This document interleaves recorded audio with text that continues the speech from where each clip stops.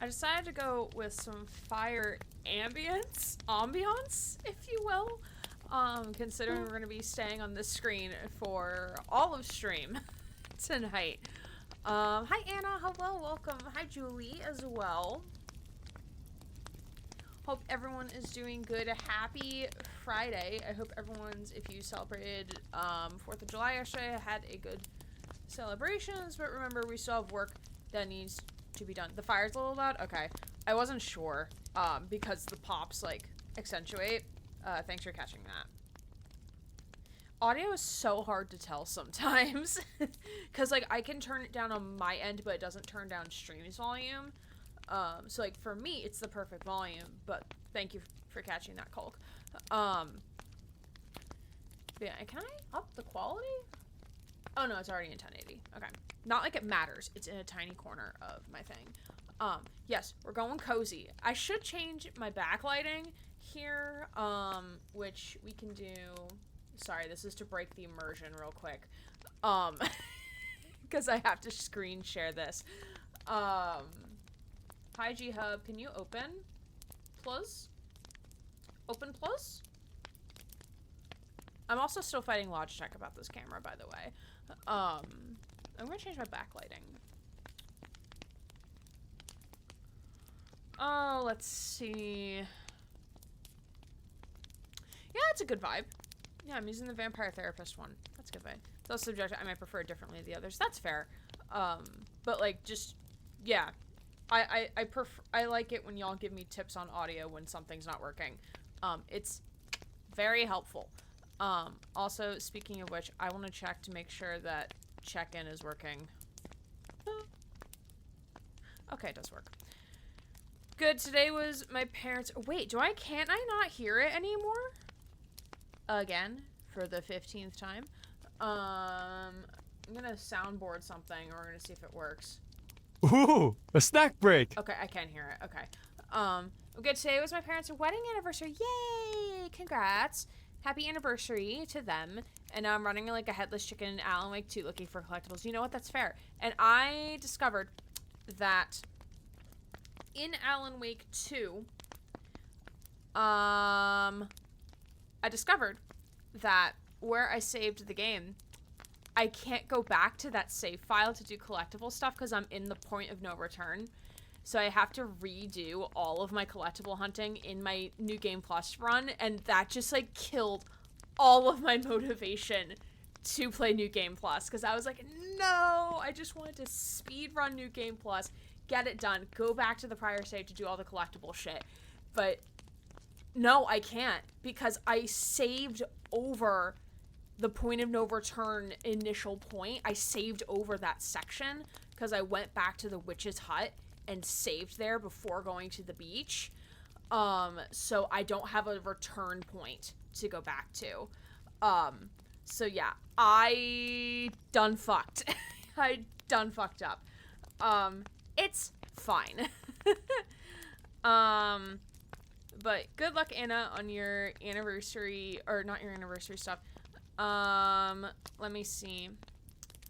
Viking, I do not have access to it. So if you can make it so that anyone with the link can access it, that would be great. And then resend the link. That would be perfect. And I can't guarantee that we'll read it tonight. This doing a live reading stuff has been a sub goal, for, the stream. So I had, like, some pre-selected stuff that I was gonna read, and I wasn't gonna this wasn't gonna be, like, a super long stream because my voice can only do so much. Should have seen me when I started Gears of War 2. I knew this was gonna be collectibles, so I collected as many things I could before I finished the game. Only missed, like, 5 collectibles. Also, when I did Halo 4, Halo 5, I was running around looking in every single crevice. No, that's fair. Yes, it works. The link works.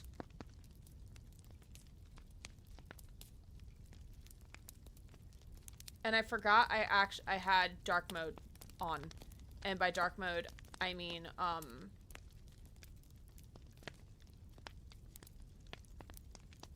wanted it to open under that one. Thank you. Okay, so I did get it to open. Again, I can't guarantee we'll read it tonight, because I had some, pre-selected stories I had in mind. So we shall see. Margo, thank you for the check-in. I hope you're doing well. We're just chilling and chatting for a hot sec. Here's the child. The child has been removed from Dead by Daylight for the time being. My son, has been very naughty. He's been making screens go flashy, and being seizure-inducing. And also, like, seizure point aside, like, I've seen video of it, and, like, it turns the entire screen pink, which, on brand, but it makes it, you can't, like, there's, it's not like it's, like, only for a momentary second. It's, like, you can't see anything. So, like, you can't even, like, if you were to try to run, it's like you're blinded. Where you can't, like, you're disoriented, you can't see anything. So, like, even if, like, you didn't get a seizure from that, like, there's no way you could defend yourself against that because you're blinded. At least, like, with a regular trickster, knife throwing, like, you can run around to kind of, dodge his knives and stuff and run around things, but, like, you can't even see where you're going. So, tired, work was slanted, and the fryer broke during mid-100. I guess, no! Oh, that sucks. That sucks. I'm so sorry. Hopefully you can get some rest now. We are happy to have you to watch, even if you're not epileptic. I've seen worse, personally. Like, there was something flashy before that I was like, oh, it was when we were watching, Monty Python, in the opening credits sequence, is very flashy in the very beginning. Like, that was more, like, triggering for me, and I'm not seizure prone. Not the missing source texture flashbang. I know it's not a source game, but it's funny to imagine the pink and black checkerboard covering the whole screen. Oh my god, Cook, yeah. It kind of looked like that, but it wasn't a checkerboard, it was just pure pink. So, like, the missing source texture was missing sources. What time is it for you right now? It is 7 p.m. Eastern time. So it is evening. I was actually planning on starting a half hour earlier, but I wasn't hungry until, like, 5-ish. Put dinner in the oven. Had to wait 40 minutes. Then by the time my dinner came out of the oven, it was 6 p.m. And I was set to start at 6:30. And I was like, I'm not going to be able to eat all of my food or until I am satisfied in 20 minutes. So we pushed stream back. Went against the Trickster the other day who refused to use knives because of the glitch. That's fair. That's how I was playing initially when I first heard about it. And then, like, I swapped over to Legion because, one, I tried Legion with all of you, which was fun. Still getting used to Legion. It's a little weird with, like, the dash, like the dashing and then the slashing.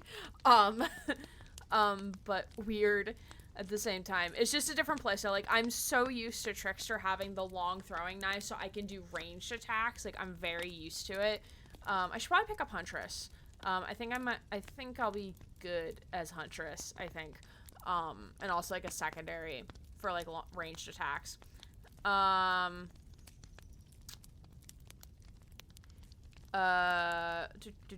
just making sure I didn't miss anything. Yeah, they actually kill switched him. I figured they were waiting until after the event ended yesterday. That was my instinct. Because I guess behavior doesn't have, like, okay, kill switch. You can still do things in the shop. You can still upgrade his stuff and everything, but you just can't play him. Like, you can maybe go into a custom game, but you can't play him at all. Like, I think Overwatch does something like that. Like, they very rarely kill switch a character in Overwatch. But, like, they even have it where it's like, oh, it's only available in certain game mode type of thing. Why is this showing up in the corner? Stop. Okay. So they probably were waiting until after the anniversary event to kill switch him. It makes the most sense. And then, reminds me of the Halo Infinite glitch where the textures of weapons and Spartans would literally stretch over the entire map. Those are my favorite. 1 a.m. for me. You are A little bit. That is Brian Deckart going online on Overwatch, by the way. Yeah, you are 1 hour ahead of Susie, actually. Susie is midnight right now. My story kicked butt all day long. I'm sorry. I hope you're able to have a relaxing evening, and hopefully you have like a day off work coming up so you can just chill and vibe. What's y'all's favorite way to like decompress after like a long day or a long week? I like to game. Like every time like people ask me like, what do you like to do? And I'm like, I like to game. That's all I do. Is I work, game, sleep, rinse and repeat. That's it. Music, that's good. I like to listen to new music when I'm driving into work, and then music I already know when I'm coming home from work. Gotta work 20 hours this weekend. Boo! Sucks, I'm sorry. I work at an 8:30 to 5 Monday through Friday job with the occasional, like, twice a year thing I have to do on a weekend. That's it. You'll be the only huntress I like. The most they used to do was mega nerf to force a rotation in metas. Yeah. I miss when metas were a thing. Right now it's just Orisa, Hog, Mauga meta on rotate. Like, nothing else has changed. Margot, thank you for that pronoun check. Feel free to drop your pronouns in the chat if you feel so choose. We respect all pronouns here. And we don't respect fake pronouns. Fake pronouns, I mean, like, I identify as a TAC helicopter, that type of, like, shenaniganry. Just because we want to empower those who may have different pronouns, and not make jokes out of pronouns, because pronouns are serious. And pronouns are how people identify and stuff. Listening to music or chill on games. Fair. I personally use they, she pronouns. Sorry, my brain is all over the place. It's fine. Games and alcohol being the unhealthy part. Like to read my army of Halo novels again, but I never get any peace and quiet. I need to get you, like, some Bose deafening headphones is what I need to get you. Where, like, it's just noise canceling. I think that would help you. And I say that, like, half serious, because I'm not sure if they would actually help. I game and read fanfic. I reread some of my old fanfic. Not old fanfic, but like, hey, and dirty. Hello, garage boo! coatings Why is are there durable, ads on easy to my clean, and give you- campfire? Boo! Sorry, y'all. I don't have ad blocker. Colk is probably screaming at me through the computer, like, why don't you have ad blocker? I refuse to get ad blocker.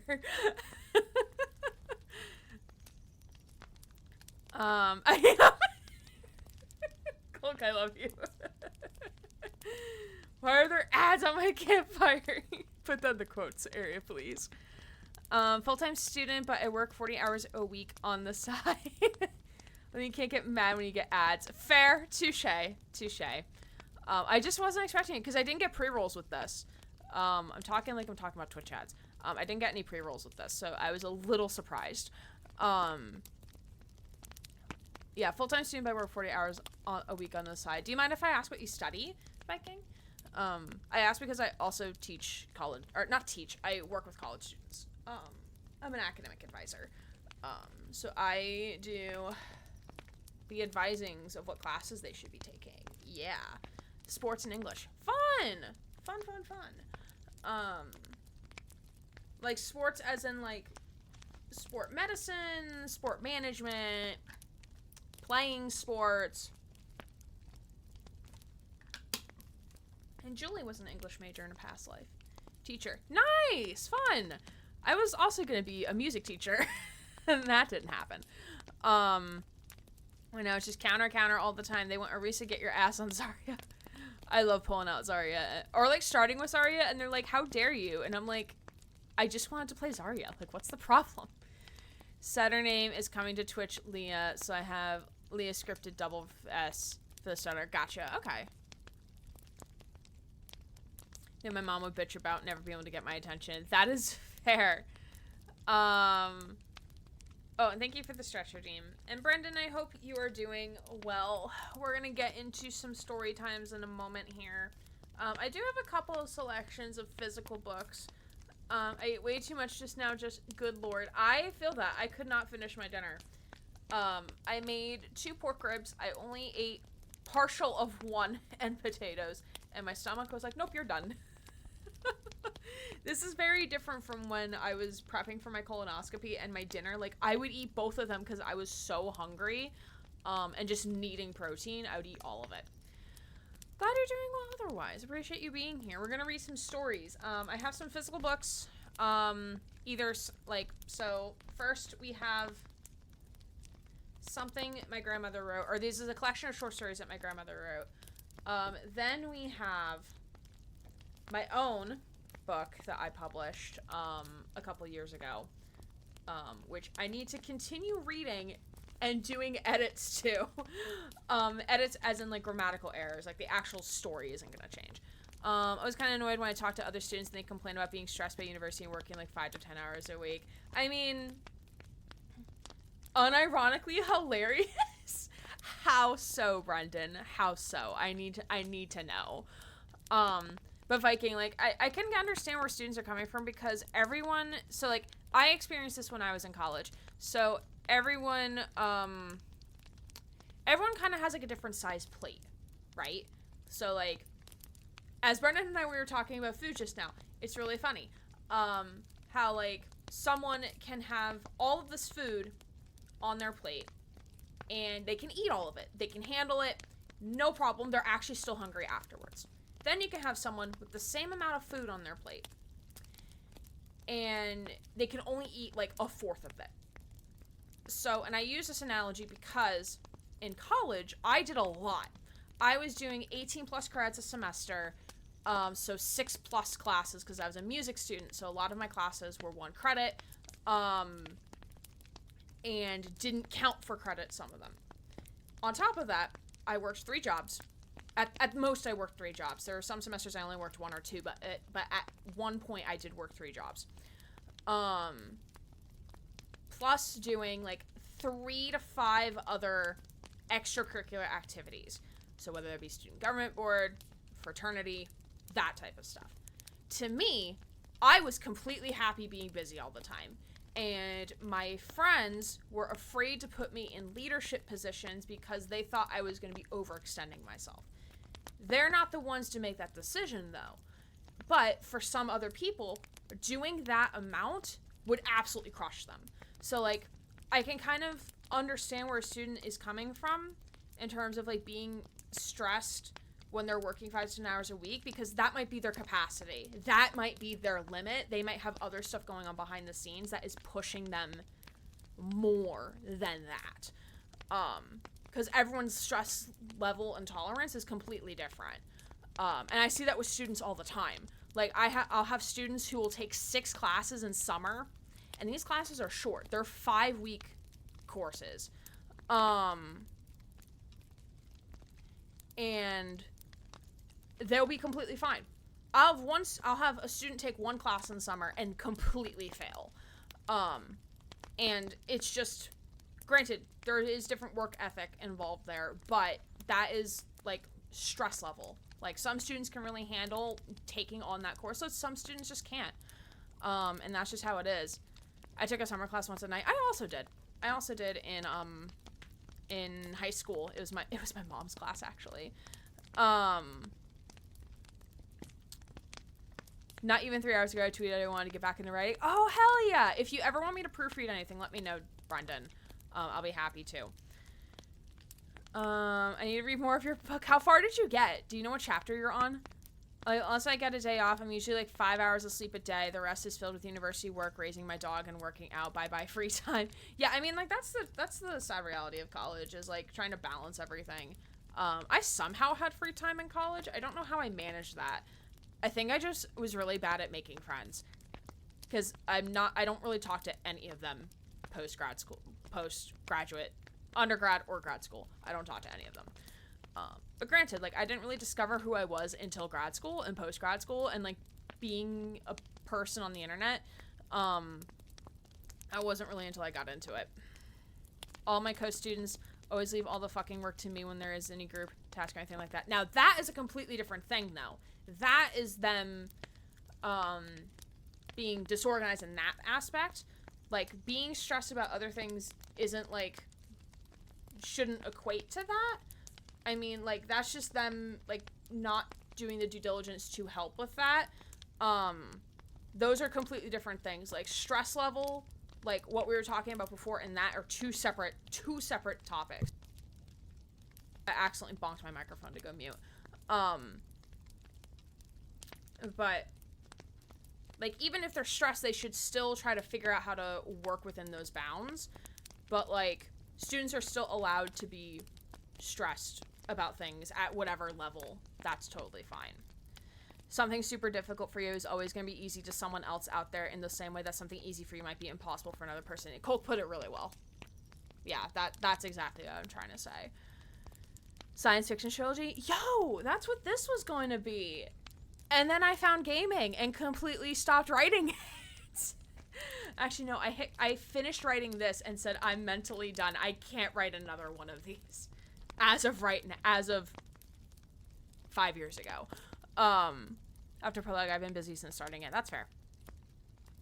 I wrote over 100 pages, and my grandpa critiqued and I lost interest, but I have modified concept and it's so much better now. Sometimes you just need that. Like, this has been through many, many edits and many restructures. I found gaming and streaming my interest with that. That was the same thing with me and music, honestly. Like, I keep having dreams. I had a dream the other night of,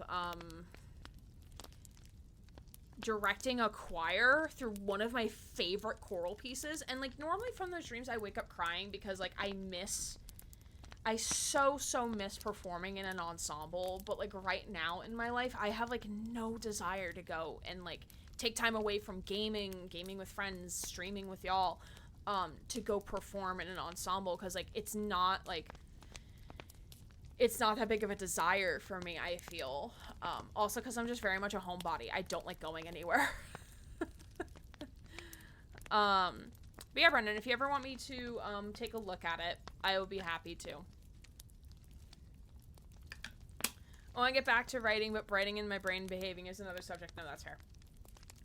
I found, not my prologue is a banger.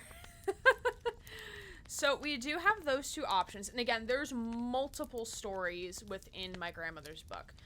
So we can always choose one of them. We also have, Gray is one who corrects my grammar all the time. Only when you want, like, only when, like, it's, like, something really funny or, like, something like, I don't know how to spell this. And I'm like, here it is. Because I try not to judge for, spelling mistakes. Because, like, there are definitely words that I completely butcher because I have no idea how I'm spelling it. Also, Mary, thank you for being here for 35 months. Thank you in turn. I forgot to say thank you. Thank you. Okay. What am I looking for? Oh, I'm looking for cringe stuff. I'm pretty sure I have cringe stories that we can read. I would have to cherry pick them because I have no idea about any of these. But the one I really want to read is something from my grandmother's novel. So, Susie, can we do a poll? Or Mary, one of you. Option 1, grandma story. Option 2, Project Scorpio. Option 3, cringe fanfic. Those are the 3 options. I will tell you, chat, I really want to read the grandma story. Or one of them. I really want to read the grandma story, but if y'all want cringe fanfic, we'll go cringe fanfic, but I really want to read the grandma story. Like yesterday with Mags, I didn't know how to spell chauffeur. Mags, I just remembered me. Drunk you could have been useful a while ago.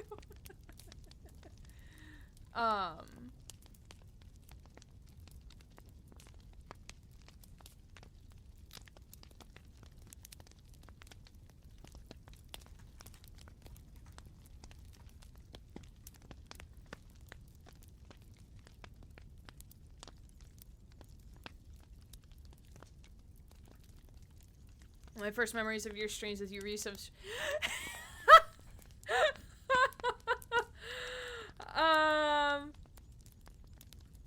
Stories no option for today. I guess I head to bed right now. No worries. Yeah, I'm sorry. We're not really doing viewer submissions, and like I have to read it because like all of these like I know what's in them, so like I have to read it, and I just didn't have enough time to read it beforehand. I appreciate you sharing though and hanging on out. Hopefully you have a good sleeps and hopefully work is not too stressful tomorrow. But yeah. Cool. That we'll go back to that story because we haven't finished that one yet. That was a time. We have to finish that one, but I need to do it with Grant, and I don't know Grant's schedule. Eventually, we will go back to Great Ace Attorney Chronicles. I just don't know Grant's schedule. I'm kind of gonna do the other games I kind of left in the dust. So Mass Effect and Great Ace Attorney Chronicles. I'm gonna kind of do them, like, one at a time to finish them. So we're gonna do Mass Effect first. Please, I remember watching those as a catch-up and wheezing with laughter. Yeah, they're fun. They're so fun. So fun.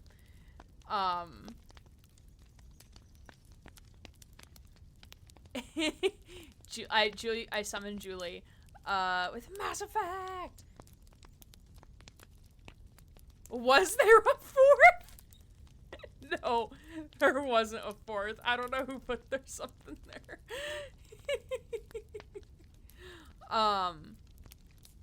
It says I can report the poll. Can I report the poll? Susie, I love you.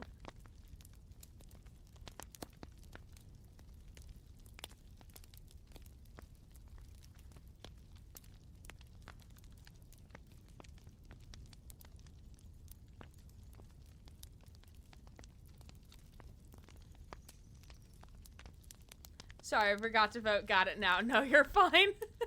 If we have time, we can read some cringe fic.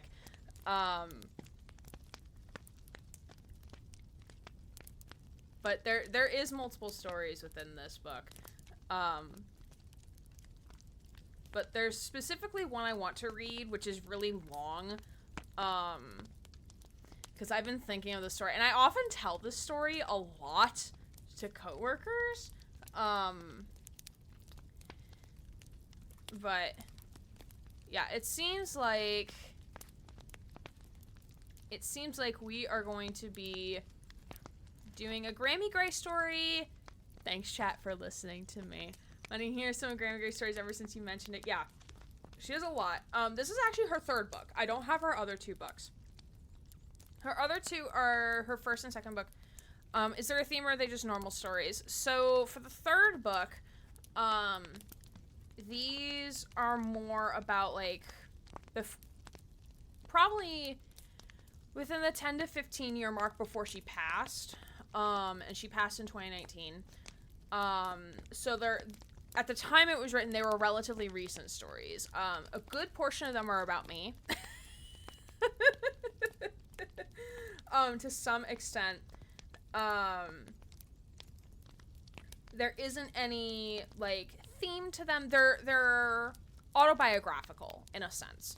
So my mom would often label them as faction because they were fact. Like, the story about us going to northern Maine is true, but some of the elements may not necessarily be true.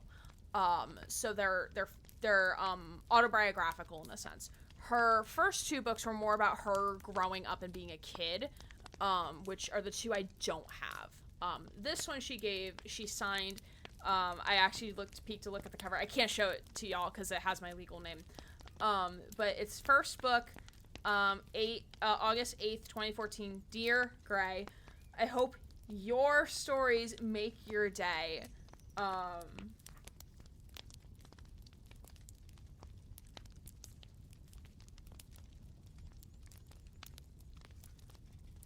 She published this 10 years ago. I'm looking at this like, goddamn, she published this 10 years ago. Holy shit.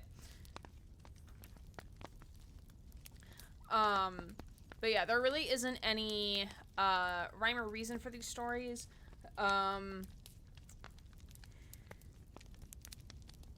Yeah, but the one I'm gonna read is rather long.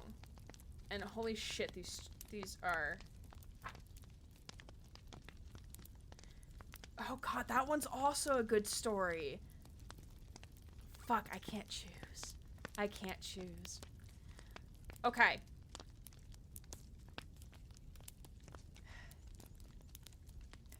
I don't know if I should have y'all choose, because I feel like I'm gonna be, like, mad either way. Because both of these are really good. I love making polls. So...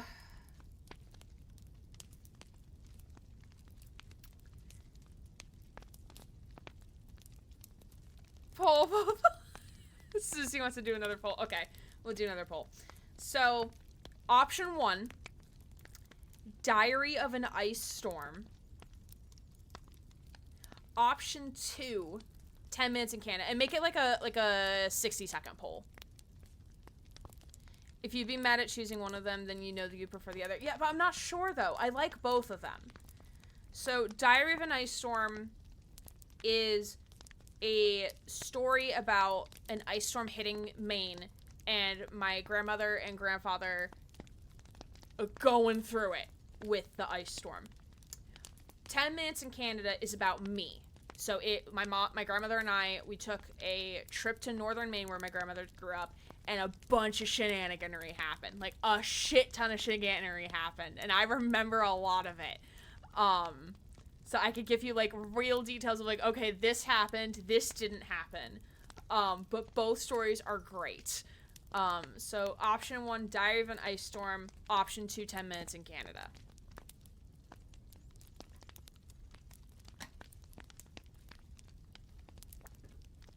I don't think I would be mad if either one was picked, because both of them are good. 10 Minutes in Canada is the one I initially wanted to read, but, like, I would be fine reading either one of them, honestly. I'm not gonna vote, because... Canadia! Susie, I love you. I'm now interested in the tea. Both of them are fairly long, so I'm not sure if we'll have time for another one, because I'm not sure how my voice is gonna hold up. And I do need to move a little closer this way. Okay. Have some bits of misfortune. Mew, thanks. Thanks for the bits. Hopefully it's not your misfortune, because I don't want misfortune upon you. But I hope you're doing well. Welcome. We're gonna have story time. And 10 Minutes in Canada won the story time poll. So we're gonna do that one. But I appreciate you, Mew. Okay. 10 Minutes in Canada. 10 minutes ago, I saw you. Okay, so there's I definitely have to do some censoring. Just because my legal name is riddled through here. Along with, like, exact locations and stuff. Either works. Okay. Well, hopefully not your misfortune, because I don't want that. I was gonna say hi. Well, we say hi back. You're just in time for a Grandma Gray story that she tells us beyond the grave. So diary is dairy and corrected myself. That would have been really funny, though. So, okay. Alright, so this is 10 Minutes in Canada, as written by my grandmother, as told by me, / I might be correcting a few things. This is the live retelling. And feel free to react along with however you see fit, or ask questions. That is also totally fine. Wonderful. I am insomniac, fed up with myself and editing photos. This sounds like a great addition. Mew, I love you. Hi, Leshy. I guess Canada, where I live. I promise it's nothing bad about Canada. We just got lost. Leshy, I appreciate you being here. I know you from Katie's streams. I hope you're doing well. I'm sorry I misspelled Canada. I thought you did it on purpose, and I found that really funny. And also, I think you did an off-screen follow, Leshy, so you get a complimentary squeak of Squeakums the rat. Hi, Noah. How are you? Good to see you. Can't stay for long as I have to attend my sis's grad party. Hell yeah. Congrats, sis. In a bit, but I thought I'd drop by to say hi. And y'all, it's been a while since I've attended these streams. We're happy to have you. We are going to be reading a story. It's been a while, but I thought I'd stop by. Yes, we're doing a live reading. So here we go. It was the beginning of August 2007 when the call came that I had been waiting for all summer. Grammy, can I come and visit you like I did last year? It was my 10-year-old granddaughter, me, Gray, calling from redacted town in New Jersey. Yes, you can, and when will you be arriving? I excitedly asked. Well, Mom has to drive me up to Maine, and then she'll come back the week before school starts and pick me up. Is that okay? That'll be just fine, I told her, and after hanging up, I sat down and began planning our itinerary. My plan for her was to spend a couple days with me and Grampy here in Minot, Maine. Yes, she lived in Minot, Maine. And then she and I would drive the 4 hours up to Aroostook County, where I had been born and grew up.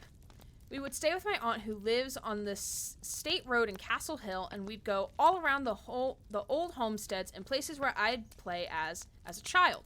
This way, Gray would better understand who I was and where I had come from. Oh, I was so excited and couldn't wait for her to get here. Is New Jersey in Washington? No. I'm glad you're taking time to yourself, Noah. Awesome. Awesome to hear.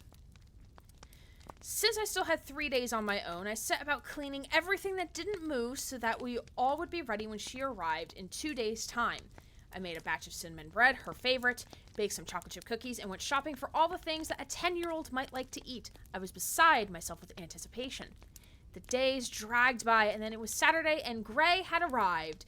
It seemed to me that she had grown an inch since I had seen her last the year before, and she was the image of her mother at the same age. Slender, long-limbed, pink-cheeked, and why is there something rumbling outside my window? And she had a clear intelligence and shining in her bright blue eyes.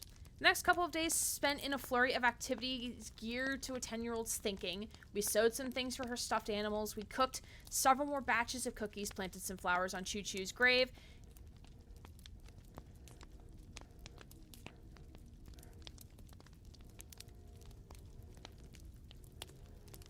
What is happening outside?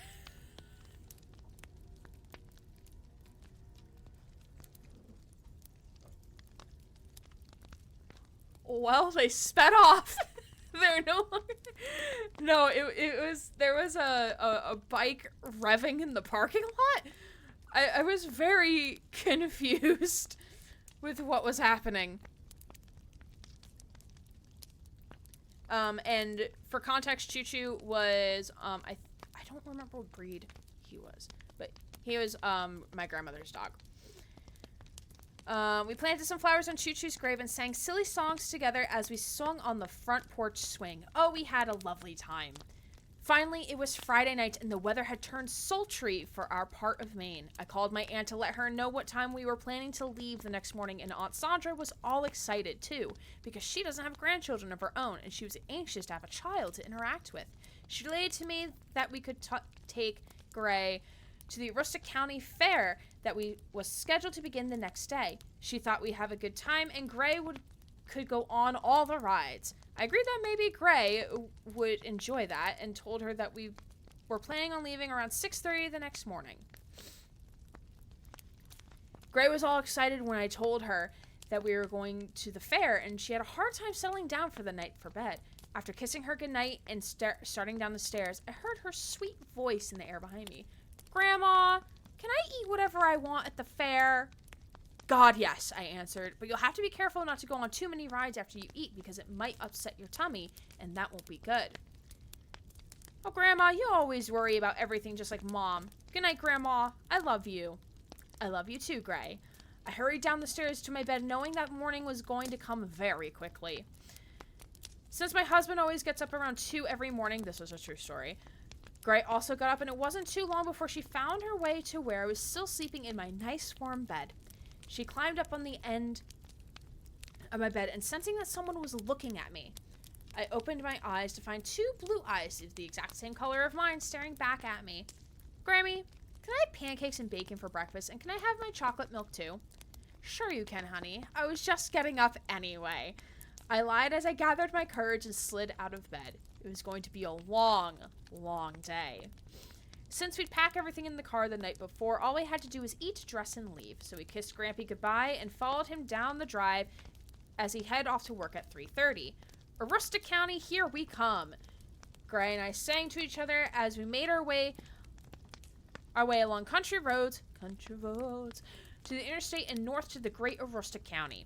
Aroostook County is also at the furthest tip county of Maine, if I recall. Traffic was light and we sailed along, and every now and then something would spark Gray's interest and she'd grab her disposable camera and take some pictures. I drove northbound on Interstate 95 until we reached the turnoff for Holton and spying the Martin sign, which is like almost like a thrift store, but not really a thrift store. I turned to Gray and asked if she'd like to stop for a little while and buy some gifts for Uncle Huey and Aunt Sandra. So we turned off the highway and made a right turn and drove into the Martin's parking lot and went shopping. We took our time and found several things we thought they might like, and then we got back into the car and pulled out onto the highway to resume our long drive north. I'd only driven to the next traffic light when I spotted a large sign that said Aroostook County and all points north. I don't wear my glasses to drive, so I asked Gray to read the sign and tell me which direction to turn. Go right at the next night, Grandma. Go right at the next light, she said, and right I turned. We'd only gone a short distance when I realized that something was wrong. It had been several years since I last journeyed to the county, and I realized that this road didn't seem at all familiar. I drove a little further, and then I saw another sign that made my old heart jump, and I felt another hot flash coming on. In huge block letters, the sign said, "Welcome to Canada." I'd taken the wrong turn, or they must have changed the road since the last time I'd been up north, because this had never happened to me before. I was beside myself. There wasn't any way to turn around, and I had no other choice but to continue on until I reached the Canadian Border Patrol office about a mile down the road. As Gray, too, read the sign, there came a shout from the back seat. "Grandma, you've taken the wrong road. We're in Canada." I looked at her excited face in my rearview mirror and had to laugh, and then I replied, "Gray, nobody will ever believe this. We planned a trip to Aroostook County, and here we are in Canada." We were still laughing about the strange turn of events as I pulled up to the Canadian Customs office and stopped. The young lady looked into my car, and then she slid her window open and asked where we were going. Embarrassed and not really sure what to do, I explained my situation and told her that I thought this road led to Aroostook County. She laughed and said that this happened a lot because they changed the route. Relieved that it hadn't been my fault, I listened as she told me what to do, which was to simply drive around the back of the building and make a left turn, and that turn would bring me back to the American Customs office. Thanking her profusely, I quickly did as she instructed and pulled into the lane of the traffic that was exiting Canada. As we waited for our turns to talk to the American Border Patrol officer, we all saw the warning signs posted around the road. For the back seat, Gray read, "Do not turn around. Stay in line until you reach the Border Patrol office. Do not attempt to bring any contraband into the United States. Be prepared to show any and all documents to U.S. agents. Photographs of any/all vehicles and inhabitants will be taken at checkpoint. Vehicles will be confiscated if drugs or contraband are found in the vehicles." Gosh, Grandma, they're serious. Never heard of GPS or Google Maps. This was, I think, before Google Maps, I think. This was circa, I think, 2009 or 10, I think. "No kidding, Gray," I said as we waited for our turn to come into the long line. As the dire warning sank in, Gray turned to me and said, "Grandma, are they going to arrest us?" I swear, my brain, at that age. With a sinking feeling in my stomach and a hot flash sliding through my addled mind, I tried to put a brave front on for Gray. "No, Gray, I'll just explain to them that we made a wrong turn and ended up in Canada." But I was a little worried, lest they might not believe me. Finally, it was our turn as the green light came on for me to move my vehicle up to the checkpoint at the U.S. Border Patrol office. I really began to worry. What if they don't believe that I made a simple mistake? What if they don't believe that Gray is my granddaughter? All kinds of silly thoughts ran ran through my overheated brain. How in the world did I even get myself into this predicament? I could just imagine myself calling my husband or daughter in New Jersey and saying, "Can you please come bail us out? Where are you?" "Well, we're in prison in Canada." The American Border Patrol guard opened his door and stepped down to have a good look at us. As he ran his eyes over Gray and me, another hot flash hits and rivulets of sweat ran down my face. "So, ma'am, can you tell me why you just spent 10 minutes in Canada?" As I wiped the sweat off my brow, I explained that I was taking my granddaughter to Aroostook County to show her where I'd been born and had simply taken a wrong turn. Hearing this, Gray said, "And Grandma's taking me to the Northern Maine Fair, too." The guard laughed and asked for my driver's license, and I noticed the rotating camera that hung from the roof of the customs office and was taking our pictures. The man took my license and disappeared into the guardhouse. After 7 minutes had passed, he came back and asked me if I had anything to declare, and I said no. He then asked me if I had any drugs in the car, and I held my breath, remembering all the drugs that I had packed in my suitcase in the trunk. I had blood pressure meds, my allergy pills, my daily vitamins. Then I worried about, upon hearing the question, Gray would speak up and say, "Grandma has lots of drugs in her suitcase." But she didn't say a word. He asked me to open the trunk, and then he took out some kind of monitor and walked all around the car with it. "Well, Mrs. David," he said, "everything seems to be okay, so all you have to do is take the left at the end of the road and welcome back to the United States." Relieved, I thanked him and drove off, never so happy in my life to see American soil again. Little Gray ain't no snitch. Honestly, I'm nervous about crossing the border. Please don't cross the border, Leshy. Not because we don't want you, but it is a scary time down here. I've never crossed, like, outside of this story, I've never crossed international borders. Even though this is not technically crossing international borders. Watch a lot of American-Canadian border TV shows. Yeah, they're very over-the-top serious. She was afraid I was going to throw her under the bus. I didn't actually. Been the person who said there was drugs.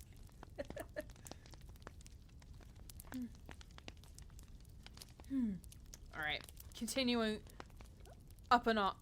From the back seat, a little voice said, "Grandma, are you going to tell Grandpa and Mom and Dad that you took a wrong turn and we spent 10 minutes in Canada?" "God, yes I am, Gray. Just think, now Grammy has material for a very funny story." Little did I know, but our story had really just begun, and seeing the sign that I had seen before, I turned right for all points north for Aroostook County. As we carefully wound our way north, Gray kept explaining about the beauty of the land as we neared the little town of Mars Hill. Gray looked to the right and saw all the wind turbines on that small mountain range bordering the town. "Look, all the windmills, Grandma," she yelled. "Yes, aren't they pretty, Gray?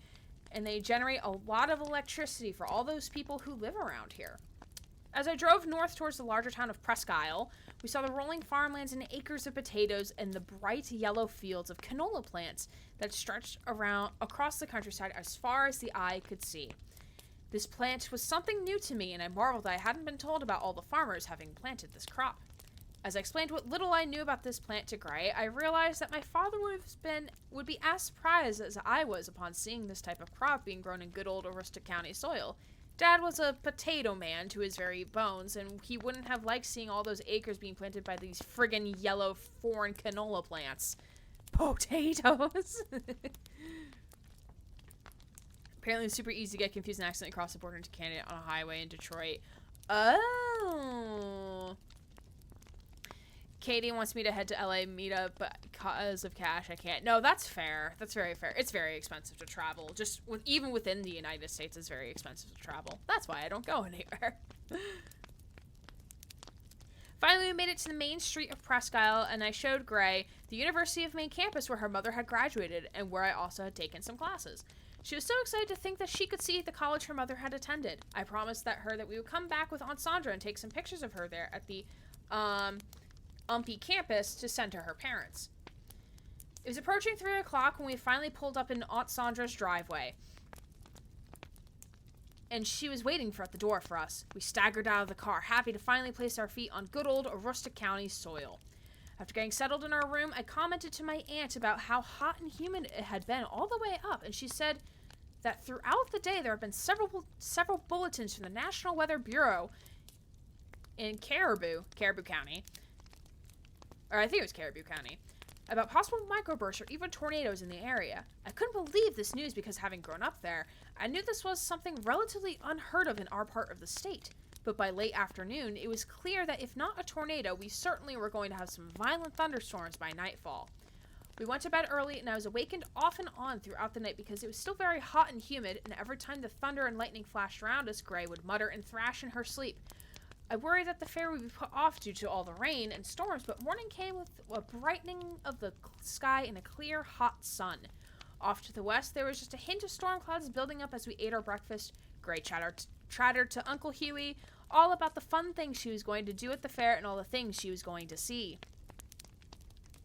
Caribou is in the animal, but it's a weather station. I think it might be a town or a county is where it's located.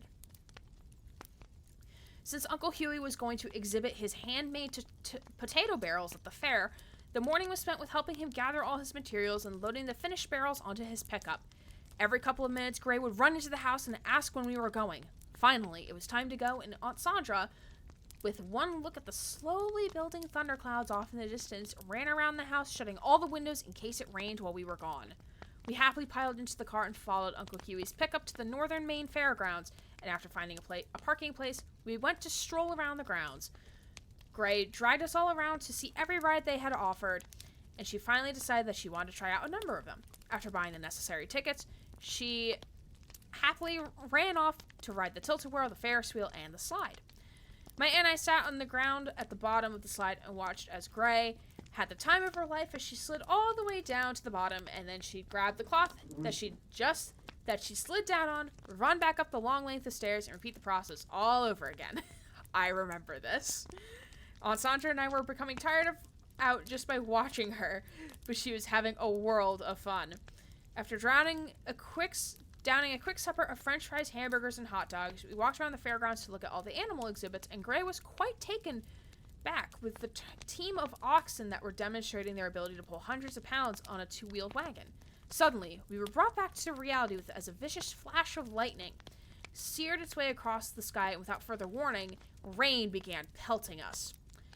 We cast a look at the ever-encroaching storm and decided that only fools would stay and risk their very lives in that storm, and we ran along with all the other fairgoers to find our vehicle and head for home. We finally made it to our car amidst violent lightning flashes, ear-splitting thunder, and stinging rain. As we slowly made our way out of the Presque Isle Fairgrounds towards the Presque Isle Road, I noticed that both my aunt and Gray were noticeably quiet. Looking in the rearview mirror, I saw that Gray had a strange look on her face. "Is everything okay, Miss Muffet?" She called me Miss Muffet. That was one of her pet names for me. I asked, and hearing my pet name for her, thanks, book, for actually explaining what that was. She smiled and nodded her head. "Grandma, are we going to have a tornado?" Hearing this, I looked at my aunt, who was curled up next to me in her seat. Just as I was about to answer Gray, my aunt suddenly stiffened as an ear-shattering explosion rocketed through the air around us. Scared out of our wits, I grasped the steering wheel until my knuckles turned white and held on. "No, Gray, I don't think so. For as long as Grammy has lived in Maine, I never heard that we've had a tornado in our neck of the woods. But this is just a really violent thunderstorm, though. Why don't you just lay down and have a rest, and we'll be home before you know it. Aunt Sandra doesn't live far away." Caribou is also the same species as reindeer. However, they're only called reindeer in North America when domesticated. But to make things even more confusing, the same animals are called reindeer regardless of whether they're wild or domesticated in Eurasia. I love that fun fact. Thanks for sharing. The wind-driven rain came across the long open potato fields in waves, and I slowed down because the rain was coming so fast that it overpowered the windshield wipers. I could see that this storm was a living, breathing thing all around us, and every time the lightning flashed, it lit up the whole countryside for miles around. I didn't want to say it out loud, but this was a storm such I has never seen in my lifetime. The rain, driven by strong gusts of wind, tore across the farmlands in never-ending sheets, making it difficult to even see on the road. As I drove on and we got closer to my aunt's house, she suggested that we take the Hughes Road that would bring us that would bring us out just above her home on the state road in Castle Hill. As we came through Mapleton, I quickly turned right onto the road, thinking to myself that if this storm gets any worse, I certainly didn't want to be driving it any further than I had to. The storm had intensified in its fury, and as we drove slowly along, I could see the tops of the trees actually being torn off and come skittering across the rain-soaked road in front of us. Suddenly, a long streak of lightning came flaring out of the sky, and it lit up the countryside for miles around, and the thunder boomed over us in the unrelenting storm. My aunt, deathly afraid of storms, and suddenly began yelling, "Are we gonna die?" And upon hearing this, Grace soon took up the refrain, and it had a twosome echoing each other. Then my aunt began screaming, "Pull over! Pull over!" And I explained to her that I was afraid to pull over because I was afraid that some other car coming along behind us might hit us, and it seemed as though all hell broke loose. A gust of wind rocked the car, and it was raining so hard that the windshield wipers were utterly useless. Then a large branch from one of the trees by the road came crashing down in front of us, and I had to swerve to avoid running it over it. I remember this. And I need a drink of water.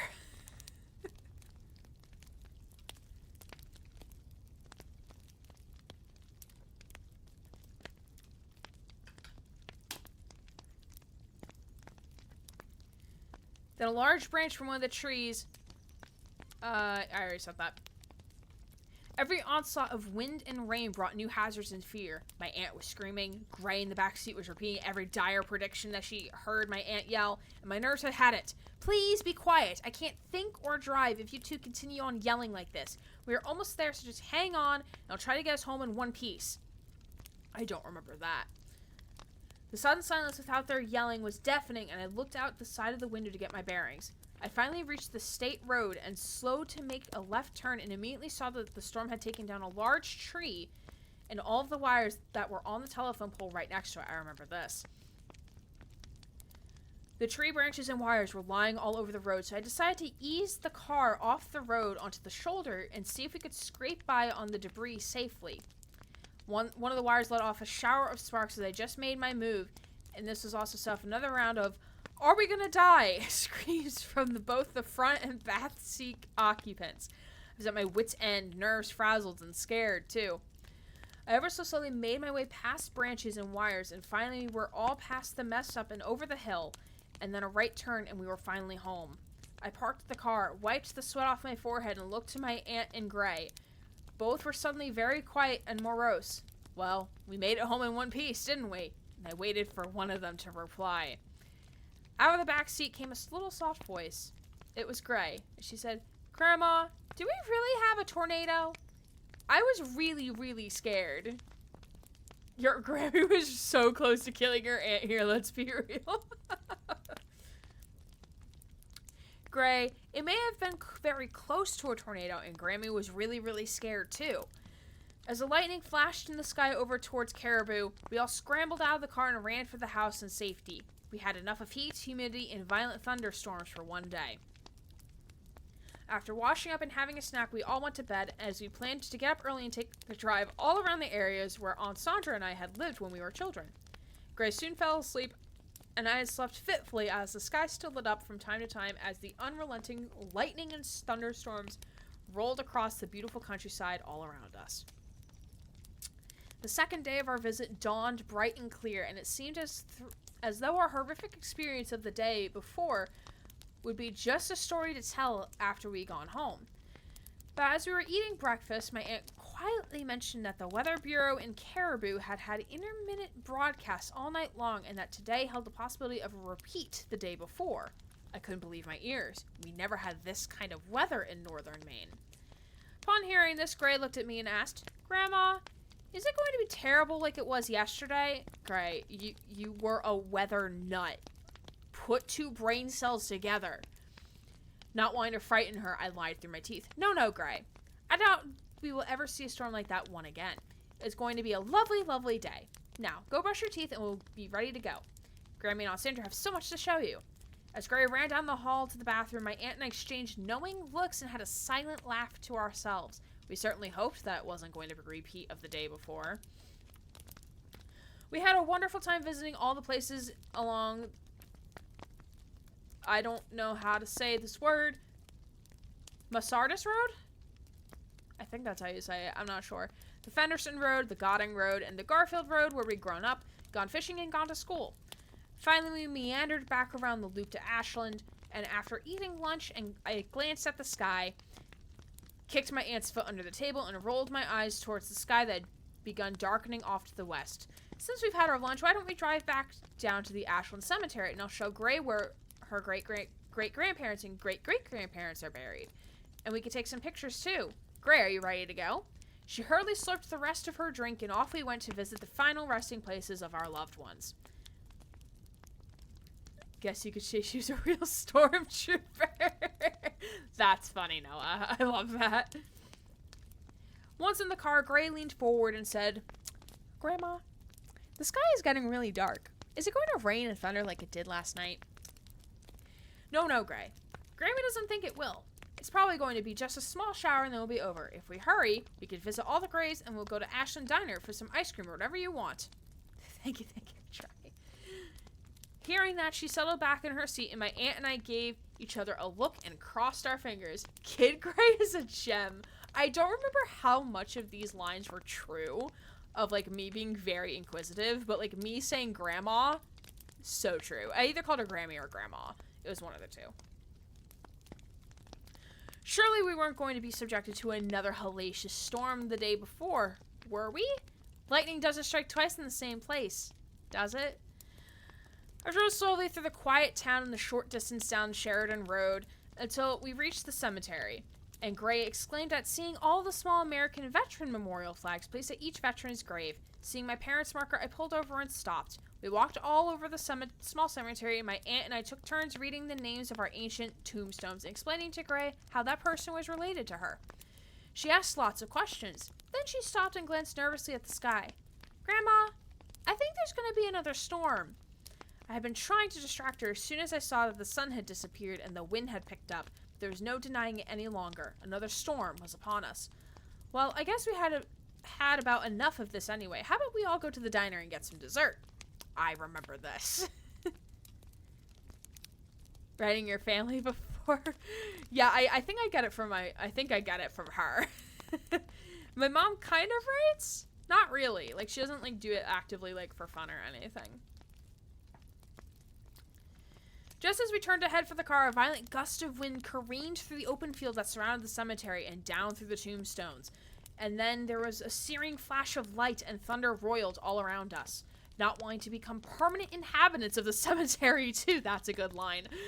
We turned and ran for the car. Safe inside, we waited until we regained our breath and got the hell out of there. It seemed like someone was trying to tell us something.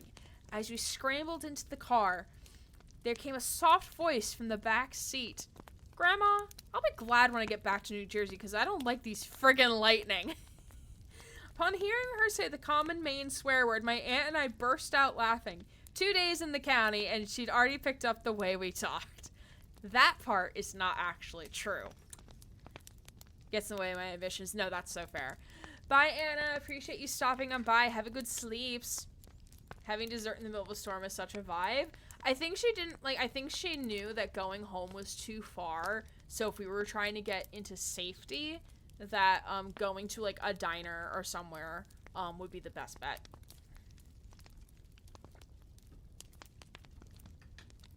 Well, actually, I totally feel in the ADHD thing. It is sometimes a struggle, TM, to get my brain to cooperate with what I want to do. Very much a struggle. Also, me saying friggin' is a total lie. I never actually said the swear word. She just made it up to,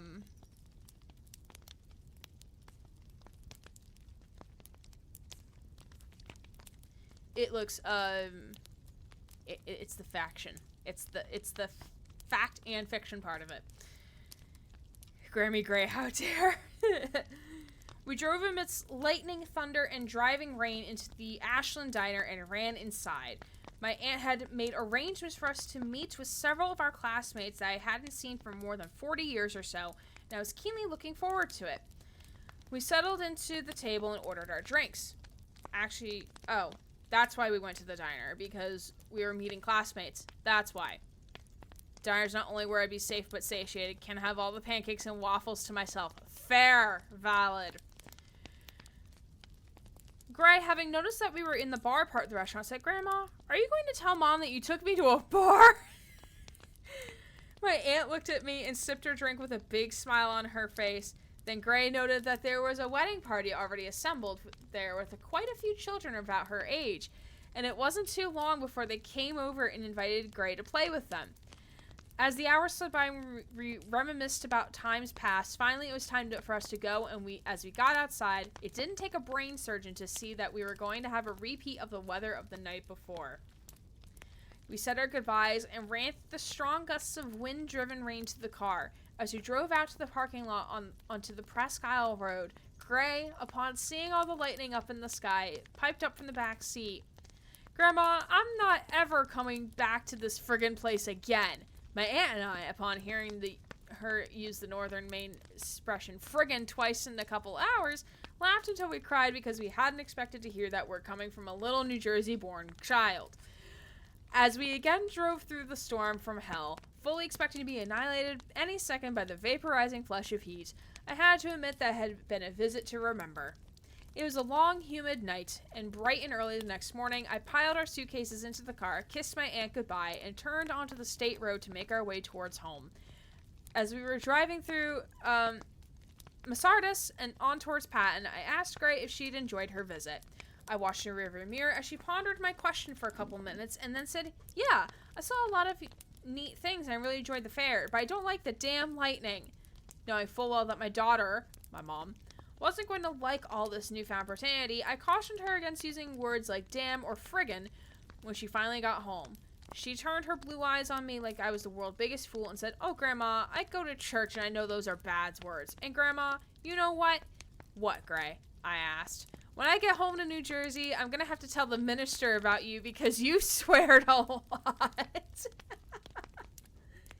The end of that story. Oh, chat. Y'all are cute. I just ate pizza, but it's food, so relevant to the combo. That is fair. What type of pizza was it? What'd you have on it? Imagine that one episode from SpongeBob where you discovered Squidward's in love with Krabby Patties to where he explodes. That's all I'm thinking what's happening right now in the events of the fuck. I hope you enjoyed that. It was a lot shorter than I remember when I first tried it. There's actually a couple pieces of things that happened that were left out. So I remember so my Aunt Sandra lived on a farm. It was a like a farm.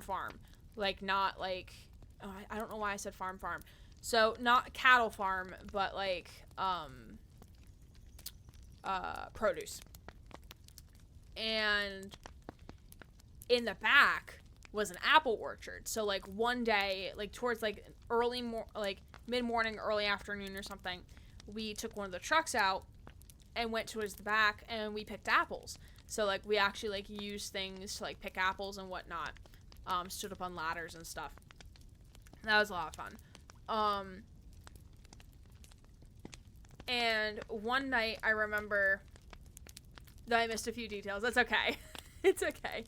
And I remember one night, because I was a weather nut, okay? Like, my favorite channel, one of my favorite channels when I was younger was the fucking Weather Channel, okay? Animal farming is technically called ranching, yes. I think so. Yeah. I just call it farming. I am simple. But I remember, like, I think it was, like, the second or third night, so, like, after the second round of thunderstorms, I remember us coming home, and I had gathered, like, miscellaneous objects, and was using the dining room table like a map, and was, like, trying to explain the science behind the storm, and, like, where it came from, and where it was going, and like I vividly remember this, and my grandmother was so impressed, like of course like however impressed you can be at a 12-year-old doing this. So, and I remember one night it was like somewhat clear skies, so my aunt had a telescope, so we went outside and like looked at like planets through a telescope. That was really cool. But I think that's it. That's all I remember beyond what was written in the book. Hearing about your past is really nice. Thanks for reading. Of course. Thank you for helping us reach that goal for the subathon or tipathon or whatever. 3 meat pizza. Ooh, that's the good shit, Leshy.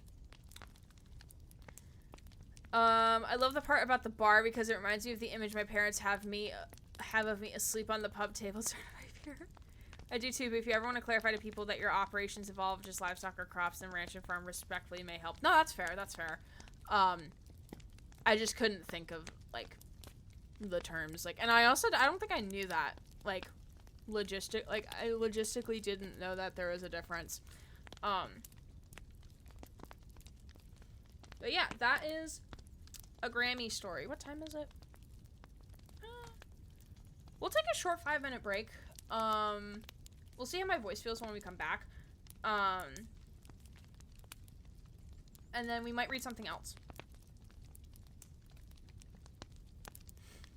It's just notice farming. That's fair. But we'll be back in 5 minutes, so don't forget to stand up, stretch, move around, go do what you need to do, and we'll be back in 5 minutes or so to read another story, and I'll see you all real soon. Hello. Welcome. I think my voice is good to do like one more shorter-esque story. So I think someone voted for Cringe, which is fine. I have to look up what would be cringe. I don't know what would be available for me for Cringe. Let me see. Let me check the Google Drive files.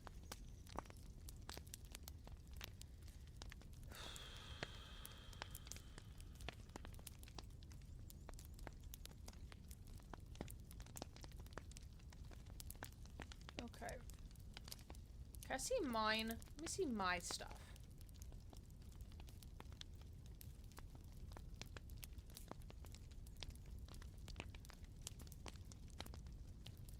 What is this? Fic Part 2.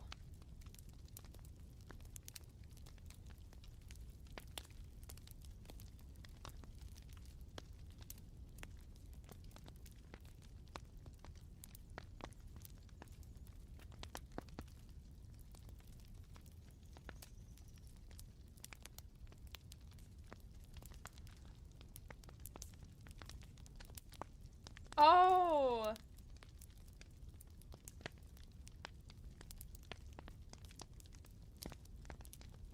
I remember this.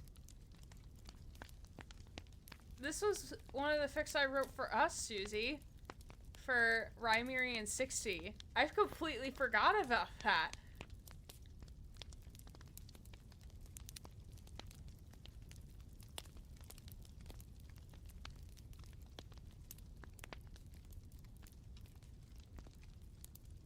What is this? Untitled document. What is... Oh, it's that. Okay. I was like, what the fuck is this shit? Can survey says high school shit? I think so, yeah. Because it's fic part 2, so that's what I'm assuming. What is in the fun stuff? What's in here?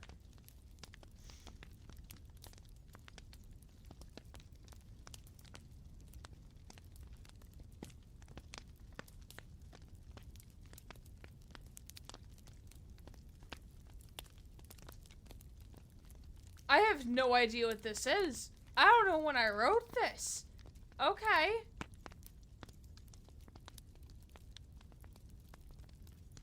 We might have. Oh god. Slender's son. Okay.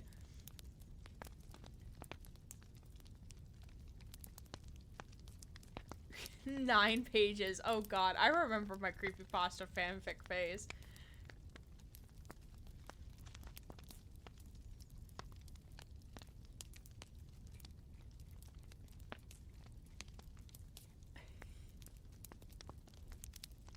God, it's so cringe. It's so bad. What is this? Black of Despair. Was this supposed to be Bleak of Despair? What? Oh, this was for a contest. That's why I wrote that. But it's absolutely trash and horrible.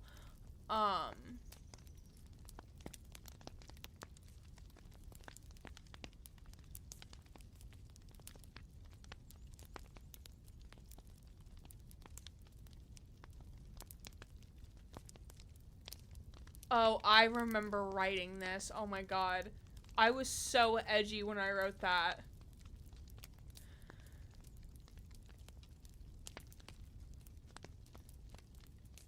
Cause like, some of this stuff is like, it's got some dark topics in there cause I was fucking edgy and needed therapy. Edgy how? Oh, that one was about self-harm. Not that I ever did self-harm, but like, I was very like angsty as a teen. And probably needed therapy, which is what I am doing now as a 26-year-old is in therapy.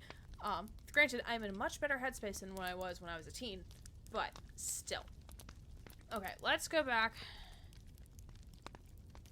Edge for shock value. I wouldn't be able to tell you. I wrote a lot of the stuff I'm looking at is I wrote between the ages of 13 and 19.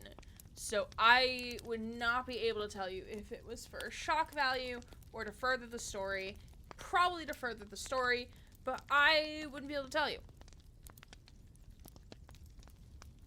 My 26-year-old self is in therapy. I don't have a kid. No. I talk fast. What is this? Unfinished stories. That's a good start. And there's multiple documents in here. Yeah, sorry. I speak fast.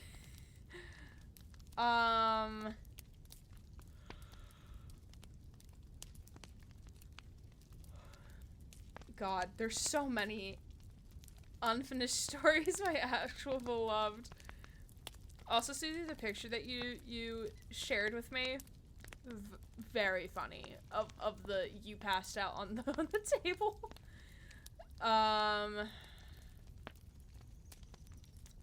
Okay, I'm gonna need to pick something.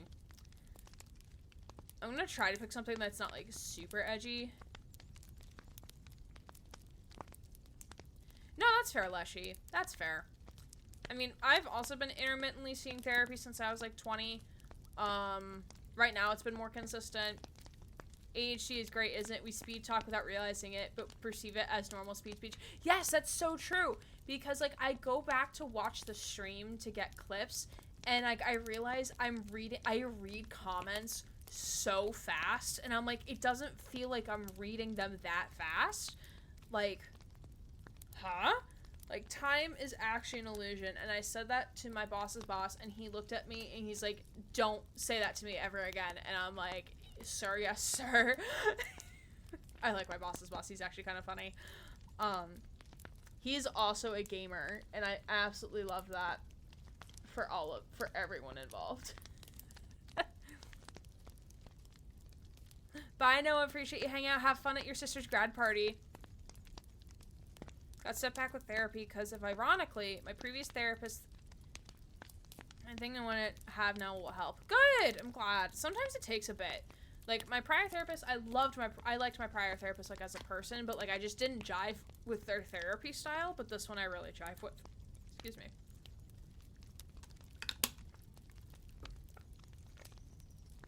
I haven't seen her in a few weeks because of, like, the holiday and stuff. And, like, her taking time off. So I have a lot to tell her when I see her next week. I think it's next week that I see her. It might not be until 2 weeks from now.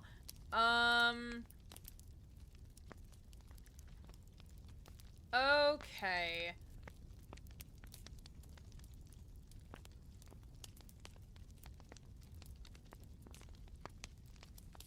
Modern Mulan. I remember that. That was actually fun until, like, we were no longer friends. Misunderstandings suck. It actually happened around the time of the talent show. It sucked. Oh, that sucks. I'm sorry, friend. I remember when you were using me to test interview questions after the first question, I was like, Gray, slow down. Yeah, I speak really fast. I also talk a lot when I'm nervous. Okay, this one is intriguing me just because the title is The Girl Who Couldn't, like, there's no T on the end of couldn't, like the contraction, like there's no T there, so I'm really confused on, like, did I just misspell? Like, what happened with the title here? Also, this is, like, barely half a page.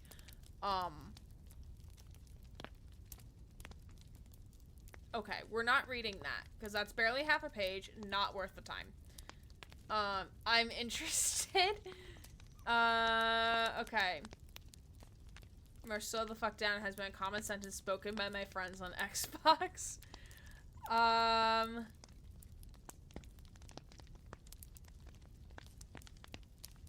Okay, I kind of remember writing this one. I think.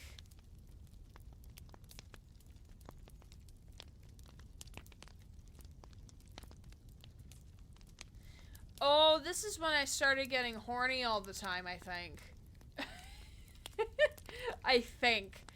Because I just see the word, I just see the sentence, you mean a sexual charge? I questioned him with one of my eyebrows raised. I saw that sentence like, yeah, when was this written? 2012? That tracks.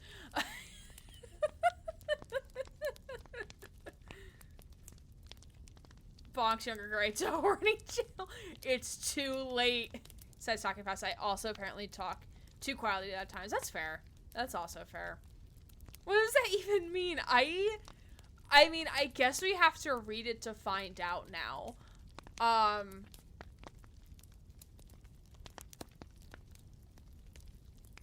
I'm just kind of this shouldn't get horny because, like, I didn't discover how to actually write porn until, like, I think, like, 2022? I don't know. Like, I remember distinctly writing a very short story. By short, I mean, like, probably, like, 20 pages.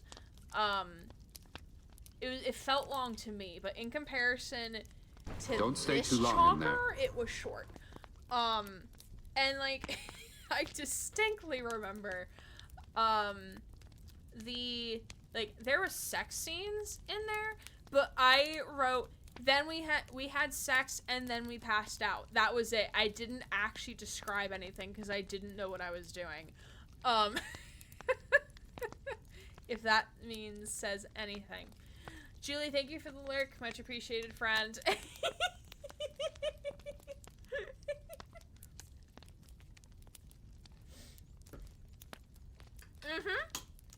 Yup. I mean, we won't be able to read the whole thing tonight. Like, if we were doing, like, a full thing, like, I would read all of it, but it's, like, 20 pages. What sex scene would look like from the Virgin. From a 12-year-old. From a 12-year-old's mind. That's the thing, I didn't conceptually understand what sex was. Like, a 900-page slow burn, and then we had sex and then passed out. Damn, I should have done that with my 9's cop fic. Dang, I missed my chance. That would be so fucking funny. I mean, no, I'm not technically a virgin. But like this was before this is before I really knew what porn was. So like I didn't know like where to go to look shit up.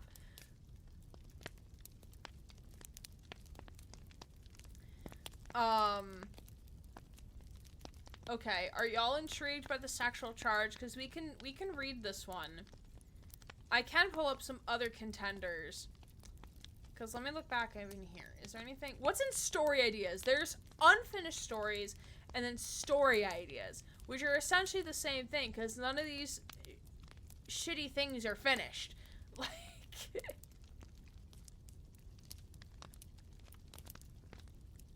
Virgins was somehow good at writing porn. I think I found my calling in life. Oh, I remember remember writing Fallout on Base 21. That was an okay story. That has like legit ability to go somewhere. If I ever decide to. Writing board for a while.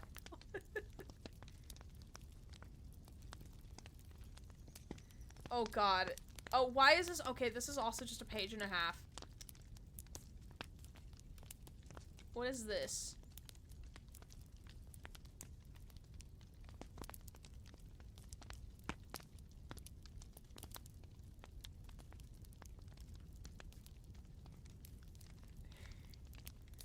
Okay, this is kind of cringy.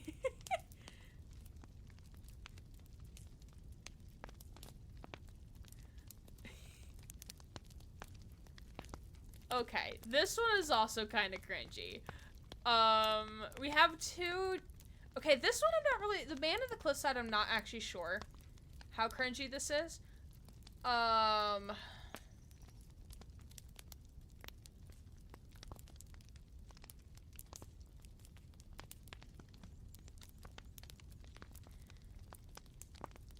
think I'm just too impatient because porn cards build up unless you're going for just straight smut without plot, and I don't like writing that. That's fair.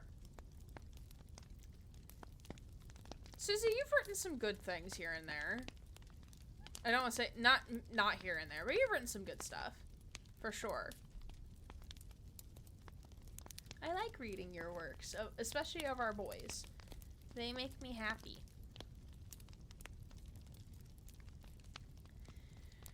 Okay, I think I found what I'm gonna read. And this one's not, I'm not gonna take it as, no, Susie, I take it back. I take it back.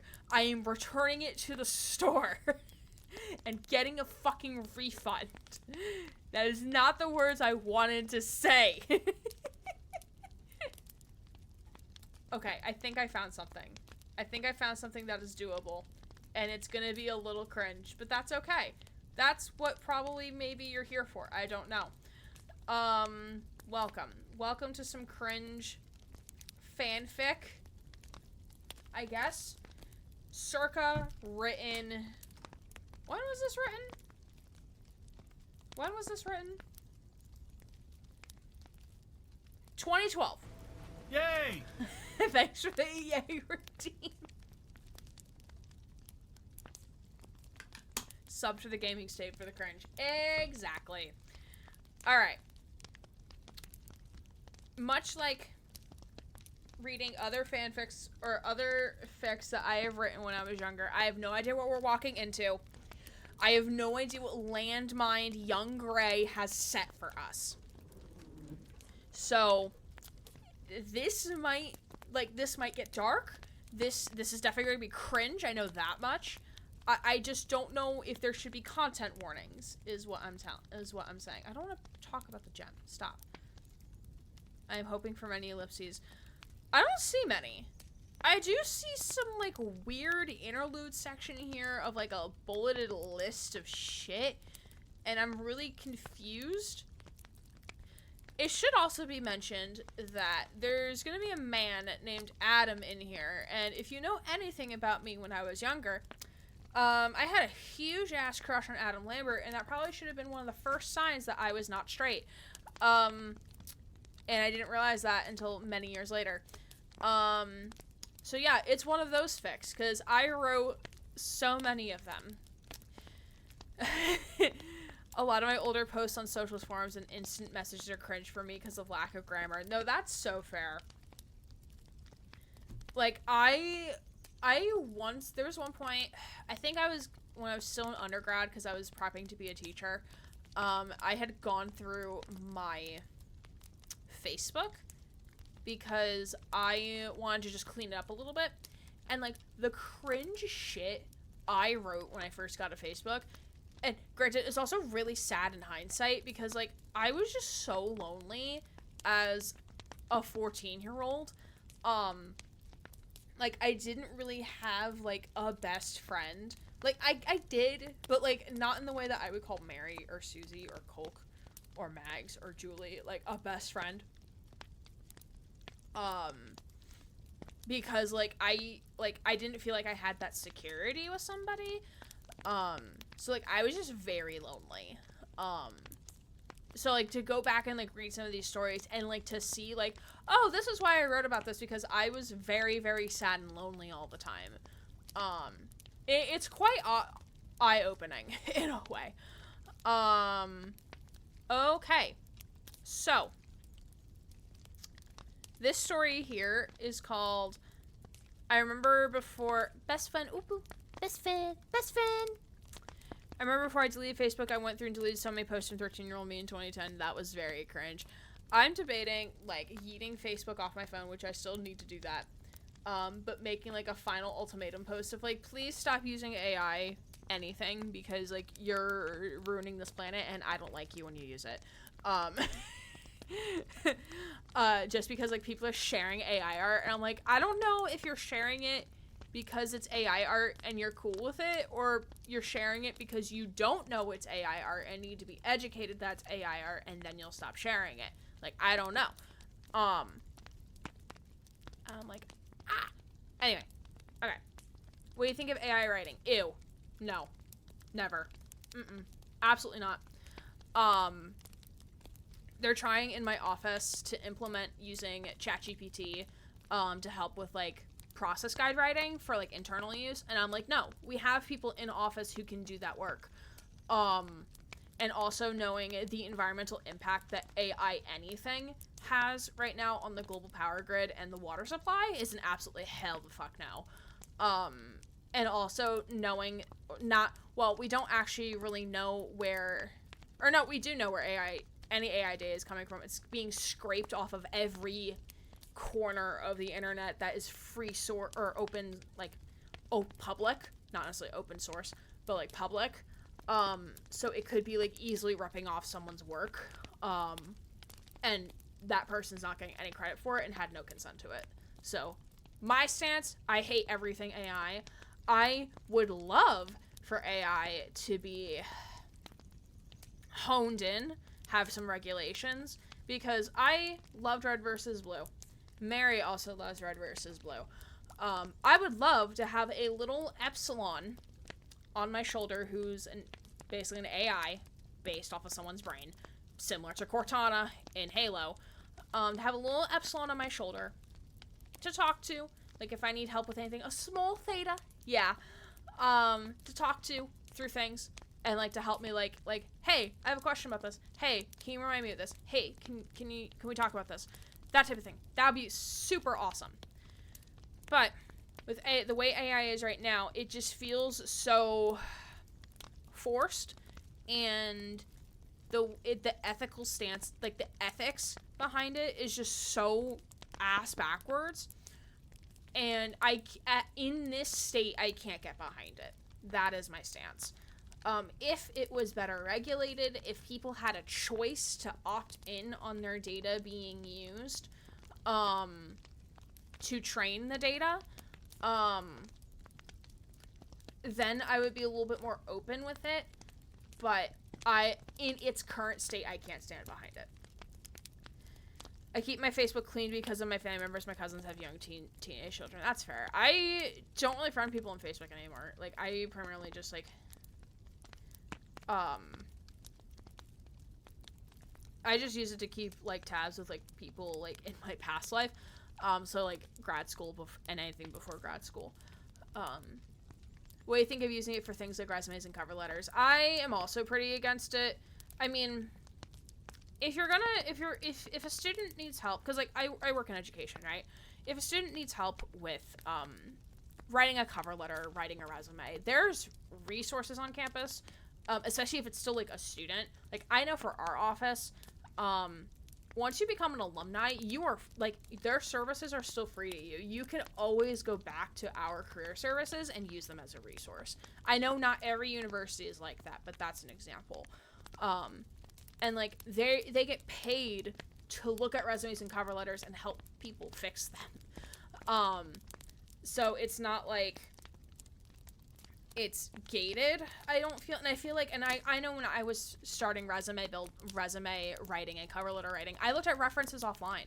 Like, I search, and granted, this is before AI became a thing, but I would search up, like, resume reference and used, or, like, found a template on fucking Word documents. They have templates for these things, and used that.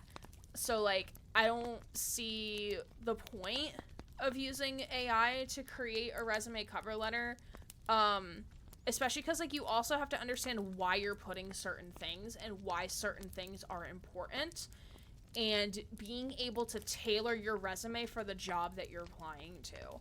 Because I know when I was applying to a plethora of different student affairs positions, like, I would tailor my resume and cover letter to the best of my abilities to the position. So if I was applying to an academic advising job, for example, which is the job I have now, I would highlight, but this is before I got my current job, I would highlight, like, hey, I had an internship in this area, I had an internship. If I was applying for a Greek life position, I never worked in Greek life, but I am part of a fraternity, not technically Greek life, but still a fraternity, so I understand a little bit of the structure.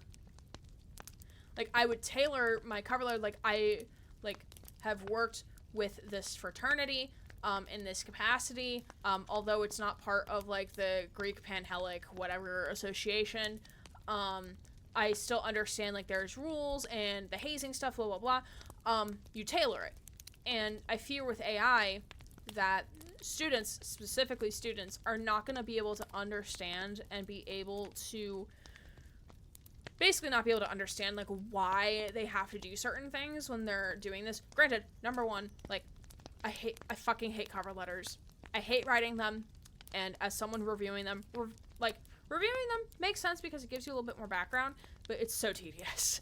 But, like, it's important in an aspect, right? And, like, and to write them decently, like, you have to be able to understand why you're putting certain things in. Like, I've seen some very interesting resumes, from college graduates. Like, I'll cut slack if it's, like, teen fresh out of high school, in high school, second year of college, like, who may have not realized about writing center or career services, or they're not really sure what they're doing. Fine, but you're a college graduate with 3 years under your belt. You should have a good looking resume at this point. like there kind of isn't an excuse for that.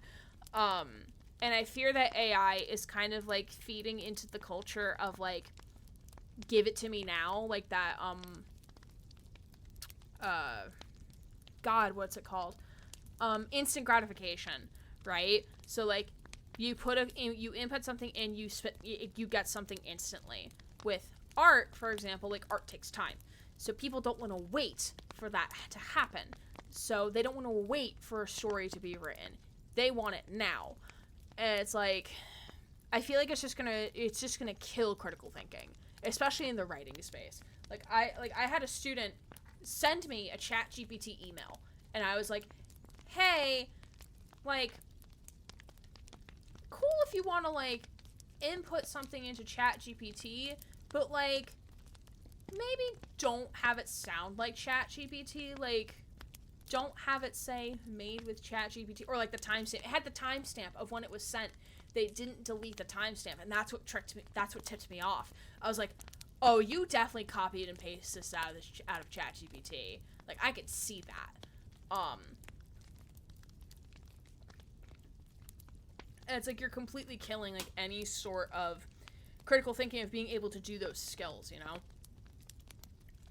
Anyway, we had a really good conversation. We got really off topic, but we had a really good conversation about that. Let us dive into... Ooh. It's also feeding into the culture. If we've written, drawn everything we'll ever need to write/draw, we could just recycle the same body of work we currently have forever and never make something original again. Yeah, that too. I mean, and granted, like, my fear of when I was doing writing, not that I don't do writing anymore, but when I was, heavily writing fan fiction for Red vs. Blue, I was so afraid to read other people's stories because I didn't want them influencing mine and then being accused of cheating or plagiarizing or stealing other people's ideas. And someone had said to me, like, well, like, everything has kind of been thought of already, but how you word it, how you describe it is what makes it different. So, like, Susie and I can both write a story about Ryland and Miri. Like, Ryland and Miri go to the pool and eat s'mores in the evening. We could both take the same premise and write it in two completely different ways. And I had to kind of learn that in terms of, like, I get overwhelmed with my resume and cover letter for each job, so I've been trying to think of ways to make it easier. That's fair. First of all, if you ever want me to look at anything, I'm more than happy to. Just give me like a heads up of like, hey, could you review this for me before just sending it over? But I would be happy to if you want me to proofread anything. So like for a resume, my best advice is to like, and I kind of been doing this with my job, mostly for my performance evaluations, but because they ask you to remember everything you did in 12 months in this small document. I fucking hate performance eval season. Is kind of like go through like what you do at your job and kind of like make notes of it and like jot them down and then kind of formulate it into your resume in a way. Resumes for me are pretty easy. It's the cover letter because I'm like, I don't know what you want me to tell you. I don't know what you're looking for me to say. I know for cover letter, it's like look at the job application, see what they're looking for, and kind of incorporate it. So like, oh, like I have done this, this, and this. Not like outwardly stating like, oh, like you're looking for someone who can do this, this, and this. I've done this, this, and this. At first, ChatGPT seemed like a perfect 24/7 guide who I didn't really have to worry about waking up for help with my resume and cover letter. I mean, like, yeah, and, like, I wish ChatGPT, could be that, but, like, as of right now, like, I just don't like it. Always seems too good to be true. That's, like, a lot with a lot of, like, modern technology, I feel. Consider that is very unprofessional, too, honestly. Yeah, like, it... Like, and I can also understand from the student perspective if, like, English isn't their first language and they want to come off professional, but they're just not sure how to word it in English, you know? But, like, maybe they're afraid, like, if they spell something wrong in English or, something like, or word something incorrect or something like that. So, like, I could see students using it in that way, but, like... I would rather have a student, like, try in English than just to use ChatGPT. Like, a lot of my students are multilingual students. Like, I have a coworker who's incredibly multilingual. I don't know why anyone would be inclined to use ChatGPT, honestly, and just blindly trust that some AI bullshit won't also mess it up. Yeah, I mean, like, and that's, like, the thing we're debating at work, is that what am I saying? That's not what I'm looking for. Like, if we were to use ChatGPT or whatever AI model to help with our process guides, we still have to review them. We still have to look through them to make sure that they're good and that they make sense. Which is like, why don't we just do that from the start? So, that's my thought process there. Take ideas from stories and let them kind of make new idea that rides off the original. That I do that sometimes too. Remember to add glue to your pizza according to AI Google. Yep, exactly. Remember that it's completely okay to smoke 2 to 3 packs of cigarettes while pregnant, according to Google AI. I still remember that I got kicked off the fanfiction beta reader system because someone came to me with a very boring, overly detailed, no-direction Halo story, told them that they need to cut back on the detailing and give the story direction. They didn't ask for any more help, but went to the one top beta readers and told them I didn't help them at all. Boo! We don't like people.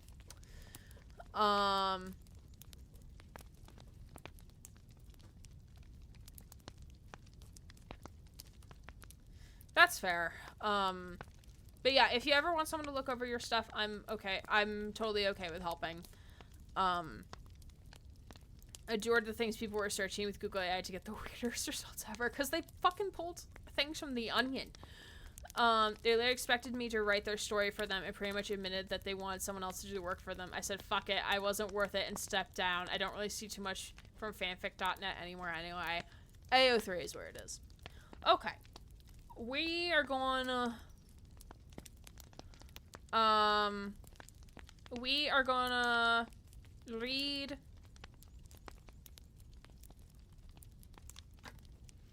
my fic.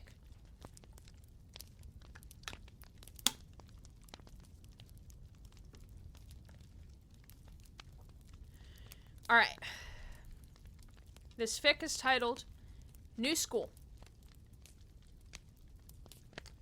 I have no idea what it is. No clue. Okay. And this is gonna be cringe. I'm warning you now. Mom, we're here! I yelled to the front of the car. The car slowly came to a halt as a chauffeur got the car door.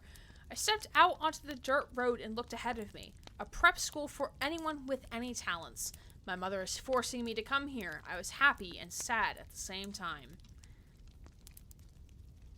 Right this way, ladies, a guide greeted us when we stepped through the iron gates. We walked down a path through the front courtyard that led up to the main building. It all reminded me of a medieval period in history. The stone architecture, many gardens throughout the property, iron fences, and ponds with different species of fish. I gazed up as we entered the castle-like prep school, which held the dorm rooms and classrooms for all ages. That just sounds like a problem. That sounds not good. Was I I didn't read Harry Potter. Was I basing this off Hogwarts or some shit? I don't know. Who the fuck knows? Welcome to the best prep school of the entire Eastern Seaboard, the guide stated as we went down an opened hallway. To my right were glass windows that had the different arts in each window. Music, dance, art, theater, and martial arts. Don't ask. Don't ask me. To your left, you can look down at the dining hall and lounge area where students can relax and receive their daily meals. She explained as we gazed down the wood railing. The floor was made of white granite tiles and the furniture was made of wood. There were a few lone students reading books, playing on computers, and eating lunch. Asking all the questions. Yes, I am indeed. Where are all the other students? Mother asked in concern. I rolled my eyes up the chapel-like roof and back down at the kids. That sounds like something out of a Jeannie B. Jones novel, not gonna lie. Like, the one line that I remember of, like, Jeannie B. Jones, like, rolling her eyes up to the ceiling and then back down to the floor. Like, I remember that line as clear as day. They're on a field trip to Florida for a Battle of the Arts competition, definitely inspired by School of Rock, no doubt in my mind.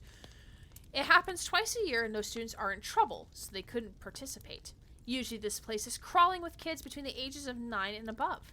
Between the ages of 9 and above. Yeah, okay. You could have just said kids ages 9 and above.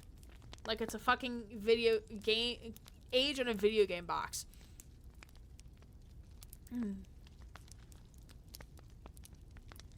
Come along, I'll show you what classes we offer. Wouldn't you know the classes before you got here? Now working in education, like, I'm like, this is not how any of this works. Unless if, like, they didn't look any shit up online. That's what this is. Chat. She finished while walking down the hallway. We followed, me dragging my feet the whole way.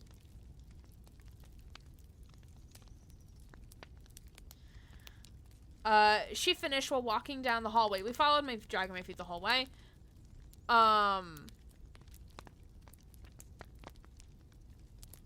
She finished, I keep rereading the same line over and over. She led us to a registration desk. Like, you would have a registration desk in the middle of a fucking school. Like, Is it like an admissions office where, like, the guide took us into an office and that's the registration desk? Okay. It's fine. It's fine. My mom sat down and began to fill out paperwork. Okay, just instantly deciding that we're going to this. Oh, I think she already said like we're going to the school whether we like it or not. So it's like I'm confused. I'm very confused on what's happening.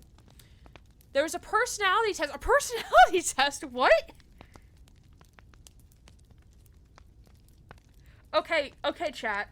When you went to a school, did you have to fill out a personality test before going to the school? Did anyone have to do any of that? Please raise your hand now. I remember filling out, like, I had to take the fucking SAT, but not a personality test. You heard me. You heard me. Chops arms off. Nope. Never had to fill out a personality test before attending a school. I don't know what my secondary school did when. I don't know what 14-year-old me was thinking.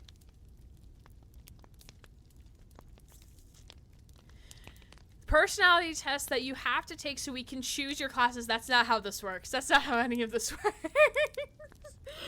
No.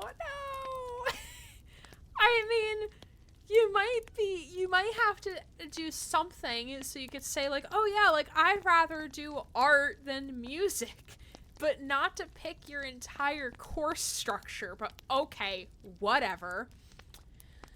The guide told me. I rolled my eyes again and snatched the paper from her hand. Ooh, I was spicy. Okay. Gee, I haven't been accepted into the school and I already have work to fill out. I mentioned. God, I was so salty. I grabbed a pen and quickly filled out the questions. I should note that the questions and the answers are in bold and in 2 different fonts. What font is this in? Is this Comic Sans? For the love of God, is this Comic Sans? Oh no, it's Arial, rounded, empty, bold shit, and that's script, empty, bold. Okay, I didn't have fancy fonts. Okay. I think they wanted to gain our learning score or something like that. Gotcha. Question 1. What are you most interested in? Answer.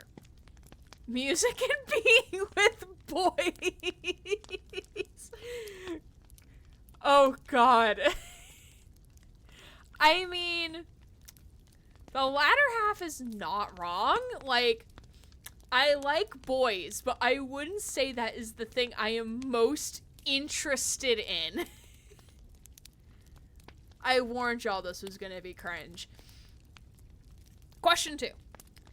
What is your favorite school subject? Answer. Music and science. Okay, fair enough. Fair answer. I did like music and science in school.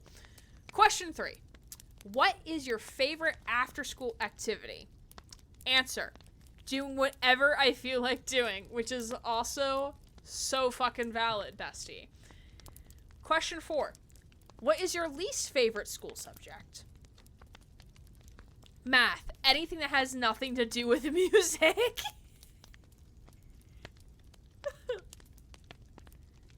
Jesus fucking Christ. Question 5. Do you work well with other people? Answer. If only the person listens to me and plays the right notes. God, I was so fucking bossy. Really, except for the music part. I know. I had some sort of complex when I was younger. I'm so convinced. Question 6. Are you comfortable having dorm mates? Answer. Yeah. Question 7. Are you a night or a day person? Answer. Night. Question 8. Do you have any unique abilities? If so, please list them here.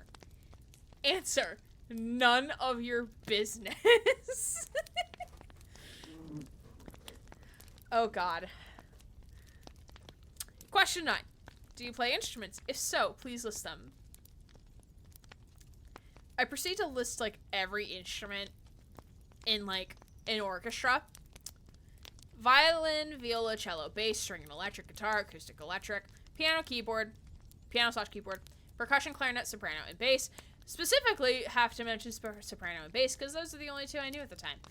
Flute/piccolo, oboe, saxophone, trumpet, baritone, tuba, French horn, and any others I may have forgotten.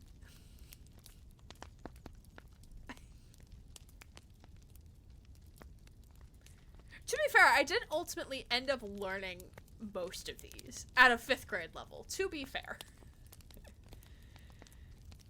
That's cringe. Yeah, you could say it. It's cringe. It's cringe. This is 14-year-old Gray speaking here. Question 10, because we're not done yet. Have you ever been in a play? If so, please list them. Nope, and never will be unless music is involved. It's not a fucking play, that's a fucking musical. Jesus fucking Christ. Question 11. Have you won any special awards? If so, please list them. Best Musician of the Year award? From where? From where? What's the music showcase? What's the music award show? Not the Oscars. I don't even know. I know VMAs was a thing, I think. Where is this from? Where is this from? Who is this from? It gets worse.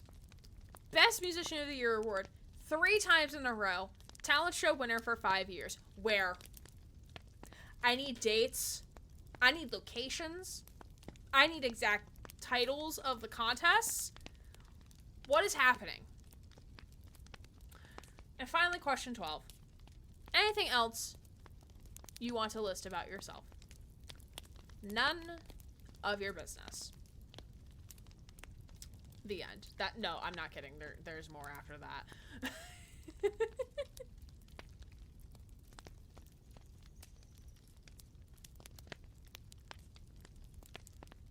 There, done.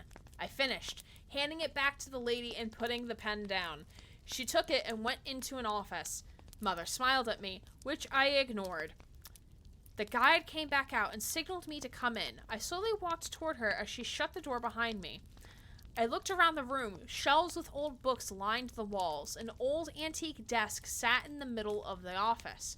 2 chairs sat in front of the desk, and a window looked out at one of the courtyards. I took a seat in one of the chairs and tapped my foot impatiently. Or was that undiagnosed ADHD, young Gray? We shall never know. Sounds like one of those no one else is reading this, I'm gonna marry Sue a bit moments. No, you're not wrong. So, you are Skylar McCatton. That was my name. That was the name I used for every single fucking fanfiction until I learned that I liked the name Aaron. That was the name. That was it. A man's voice asked from behind a door near the desk. It opened, and in came a man dressed to the finest. Black leather boots with silver rhinestones, a dark leather vest with many fancy zippers, and a weird hairdo. We all know who this is, right? We gotta know. We gotta know who this is. Fuck it, I could be a pretty princess who sings like an angel while playing star quarterback on the moon. Who's gonna stop me? I'll fight anyone. You know, if it has the name Skylar, it's gonna be interesting. That was the name I was actually gonna be named. And then my parents decided to name me something different. And I really liked that name. Regardless. I nodded my head nervously as he shut the door behind him and sat down at the desk. Is it David Bowie? Susie, I'm sad to say, I don't think I knew who David Bowie was when I was 14. I barely knew who Queen was at that point. I can tell you're nervous, he mentioned with his head looking at the form I filled out. I nodded my head again as he leaned forward toward me. Don't be, he stated. I love being overly dramatic. He let out a breath as he scanned my answers from the test. You have a unique personality, he mentioned. Bro, it ain't unique. It's like 9's help. You'll see. You'll see. The more I read these, the more you will see that there is a pattern of things that I put in every single fucking fan fiction that I've written from the ages of 12 to 17. You'll see there's a fucking pattern. You seem to be the type of person who likes to be the boss, who wants everything to be done perfectly and don't like people getting into your personal business. He smiled at the last thought, and so did I. That's not unique, though. That is a legit personality.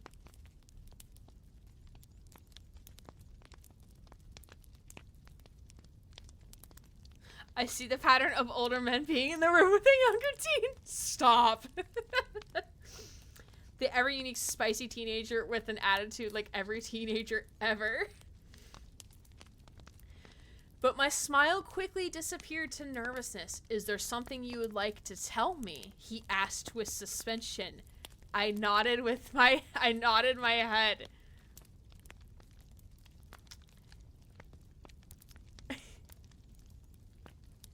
I hate the next line. I hate it. I hate it so much. This is so bad. Okay, we'll just add some more spice. Shakes the spice pot. Oop, too much. It was never too much. I'm a vampire, and I'm so worried to leave my comfort zone of home to a new place where I don't even know what to do, I explained. So there's always at least two things in my fanfiction when I was younger. Adam Lambert, vampirism. In some way, shape, or form. In some manner. Still better love story than Twilight. Not with the adult Susie, no.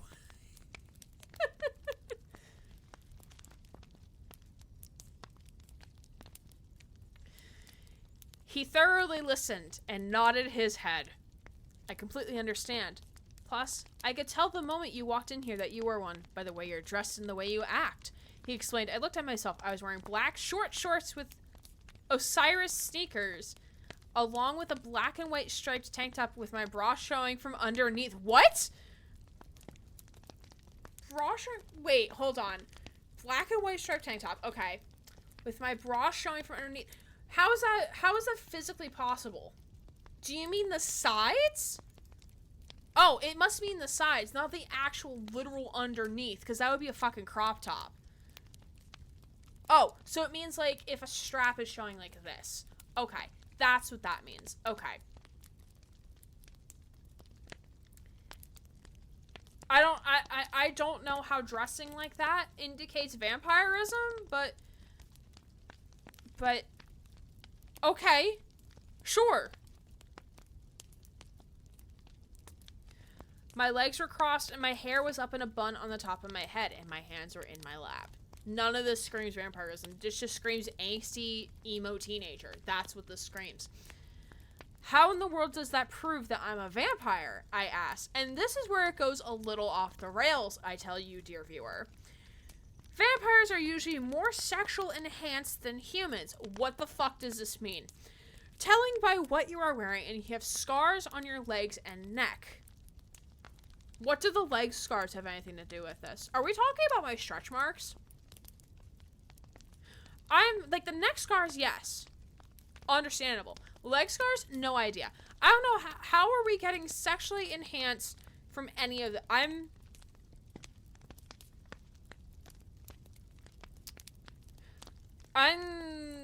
confused. I'm really confused. How far into this are we? Oh, okay, we're a little over halfway. Okay. Susie has left for outer space. Sexual curious, confused young Grey didn't know either, but did they care? That's the real question. Nope. Also, to be fair, I probably didn't write porn because I was also using my mom's laptop at the time, and I didn't want her to find out I was writing porn. That's probably another reason why. The D&D shirt with the laughter, that's me right now.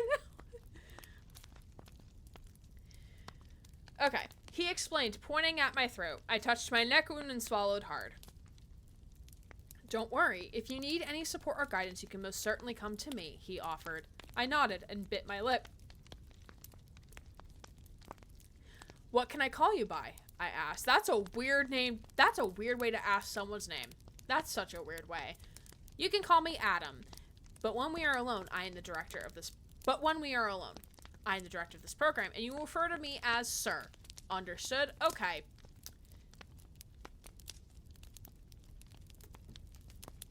Okay. Adam told me. I nodded and stood up.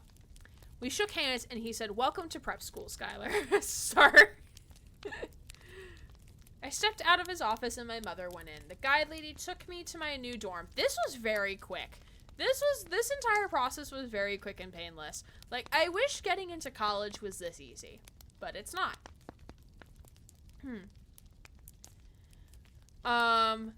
Took me to my new dorm, which is on the other side of the building. My dorm was on the second floor right next to a lounge area. That's peak. Peak. We love being next to the lounge most of the time.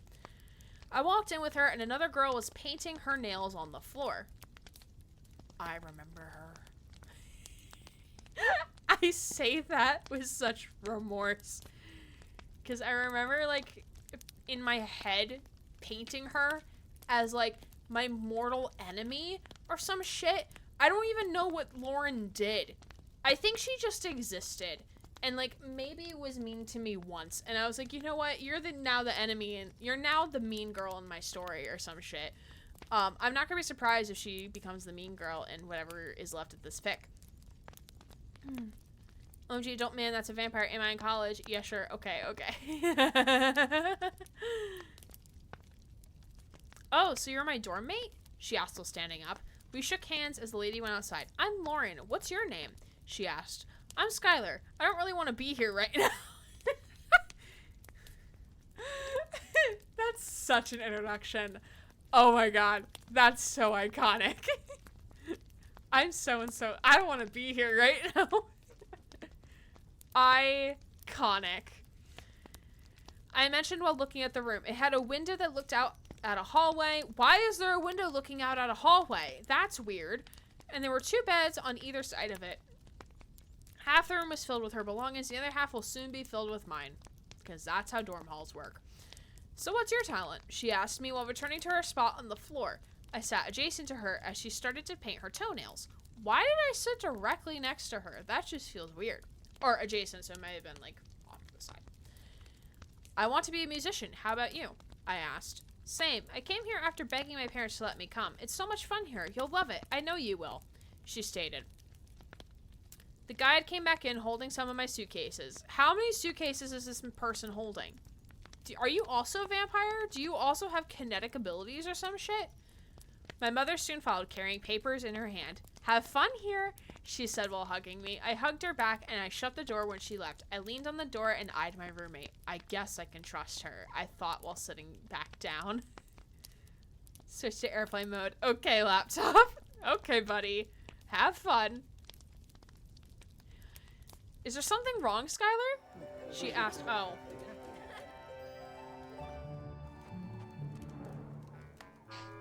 Ad, go away. You're ruining the moment. For 5-star backyards, yellow I with know I brand shouldn't pressure-treated complain. pine. If it doesn't have this yellow tag, Okay, you but don't now I want want s'mores. Okay, now we're back. Took a momentary ad break. It's fine. Even though I just met you, can you keep a secret? I asked. She nodded her head and she leaned forward. I'm a vampire. Please don't tell anyone, I pleaded. Okay. So, I'm pretty sure I had trust issues when I was younger. I don't know. I guess I'm setting up for Lauren to backstab me later, but this is like the worst way to set up that she's going to backstab me. Worst way to do it. Because I knew I had trust issues when I was younger, so I would not have done that. Okay. Okie dokie, Gray. Okie dokie. I hear Colk screaming from here about the ad block again. Well, Colk and you live in the same state, so it's not that far. Trust issues are the worst. I think I still have some. I think I still have some a little bit as well. Hi, I just met you, and this is crazy. So I'm a vampire, so backstab me maybe.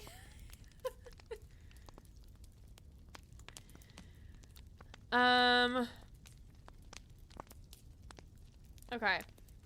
I pleaded. She nodded her head and kept painting her nails. I let out a breath and started to unpack my things.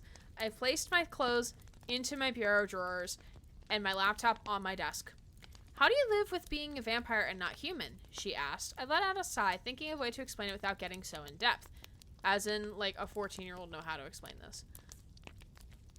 Well, you drink blood, you can't become pregnant. She smiled when I said that, and I think I know why I said that. For the potential sex scenes that probably would not have happened in this fic. But, so I could still technically have sex, but not get pregnant. Wow, amazing. Amazing. That's great. You don't get affected by alcohol or drugs. That's cool. And you have to live with a secret. I listed trying to keep it as short as possible. That doesn't explain shit, young Gray, but okay, bestie, you do you. She nodded her head. How do you live with being a human? I asked, since I've never been one. This is so fucking weird. I thought you were one, because you had fucking marks on your mech. I guess not. Well, you can become pregnant. Anything could harm or kill you, and you have nothing fun in your life to keep a secret. Okay, I will give credit. That's actually really cool how I parodied the two of them. That's cool. Even though the words in the parodying are stupid. She summarized for me. I listened as we continue to talk about all things boys, sex, this school I've been forced to go to, and things a vampire can do that a human can't. I love that we just met this girl, and we're already talking about sex life. That's at the ripe young age of 14. I mean, to be fair, 14-year-olds do talk about sex, because I was a 14-year-old as well, and that is something we did talk about. But sometimes, not often, because we were not that open about it, but still. I just love that we just met this girl and we're having this conversation. I love that. I think that's great. This school I have been forced to go to, so I should, yeah, it was the way I worded it was a little weird. Can vampires give birth? She asked, challenging my smarts on vampire knowledge. I sat there, pondering for a moment about that answer. They can, but only when certain conditions are met, which I can't tell you, or else my head will get chopped off. Okay, bestie? Are you allowed to, I'm confused on my own, rules that I made for this vampirism. Okay, sure. Do whatever you want. I explained. She laughed at that comment, but let me tell you one thing. If you're at a bar drinking with a male vampire, you don't want to be around when they get drunk, I mentioned. Why? Lauren asked me. She stood up and closed the shade on the window. I'm gonna hold my thought. When vampires get drunk, they become crazy. Now, unless if you want to have sex with the guy, it's a lot more fun. Hold on. Wait a second. Back up. Didn't I just say, 3 very short paragraphs ago that vampires can't become drunk?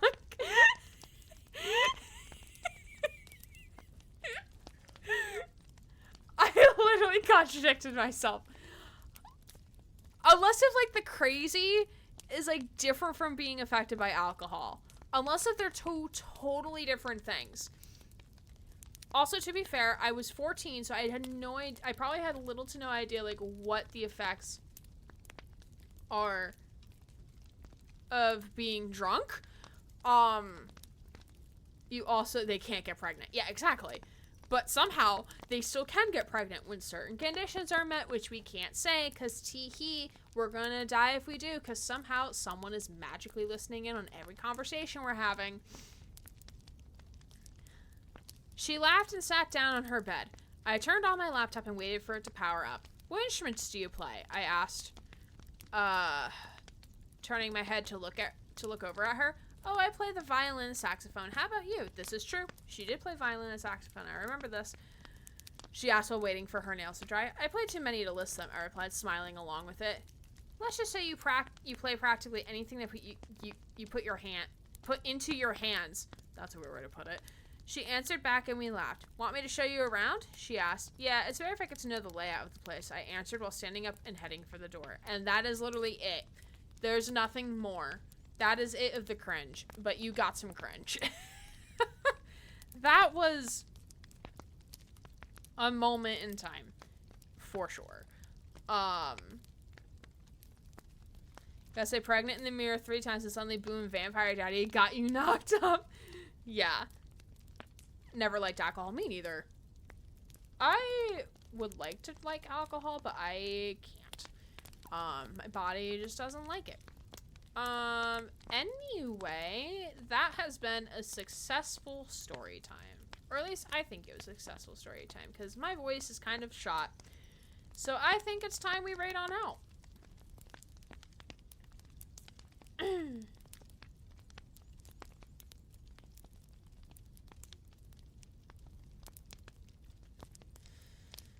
But I appreciate you all chilling up. Chilling up? That makes sense. Enjoy these stories, even the cringe. Yeah, we'll definitely include this incentive for like other things in the future for sure, because I think I had fun with it. We'll definitely read the ice story, the ice storm story later. That one's a good one. But for now, we're gonna raid on out, and here is the upcoming schedule for this week. So Sunday is gonna be the continuation of Spider-Man 1 Remastered. Monday is potentially Dead by Daylight, depending on my work schedule, because I'll be working late. Thursday is gonna be another indie game, and then next Friday. Certain mortals or That's immortals not think of what I making wanted, offerings to me. but okay. As I do not expect such token gestures, I am very much amused, and I accept. Thanks, Chaos. We love you, Chaos. Let me switch to here. Next, actually, what we might do, because I do work late on the 8th, what we might do is we might do Dead by Daylight tier listing on Monday, because that we can do in an hour and a half. And then Friday, well, no, Friday I'm in office. Fuck. Yeah, Friday I'm in office, so we might not have a stream on Friday. But Dead by Daylight something on Monday, for sure. Yes, so I think we're gonna do tier listing on Monday. I think that is the plan. But for now, we are gonna raid on out. I appreciate you all so much for hanging on out with me. We are gonna raid over to Games Done Quick, which is doing their Summer Games Done Quick live speedrunning marathon to raise money for Doctors Without Borders, which 100% of what is donated will go to them. They have raised over, let me just double check the number again here. They have raised over $1.2 million for Doctors Without Borders, which is absolutely impressive. And they're currently trying to get to 1.25 mil shortly for their next big milestone goal. So again, it is a sub-only chat, but even if you can't chat, I do. Yay! I do appreciate you sticking around and just watching the speedruns, because like I mostly lurk in the chats, like I don't really like talk in them. But it is fun to watch the speedruns and just celebrate with everyone when they hit a milestone. Currently, they are playing Super Mario World. They have 2 teams competing against one another. So that is a ton of fun. So yeah. So I appreciate you all so much for hanging on out. I will see you all on Sunday. I don't think I'll do a bonus stream tomorrow. Just because, yeah, I need a day to just chill. But I appreciate you so much for hanging on out. I hope to see you in stream sometime soon. And with that, let's raid on out and see some GDQ. My name is Aaron Gray, Queer Righteous Streamer, signing off.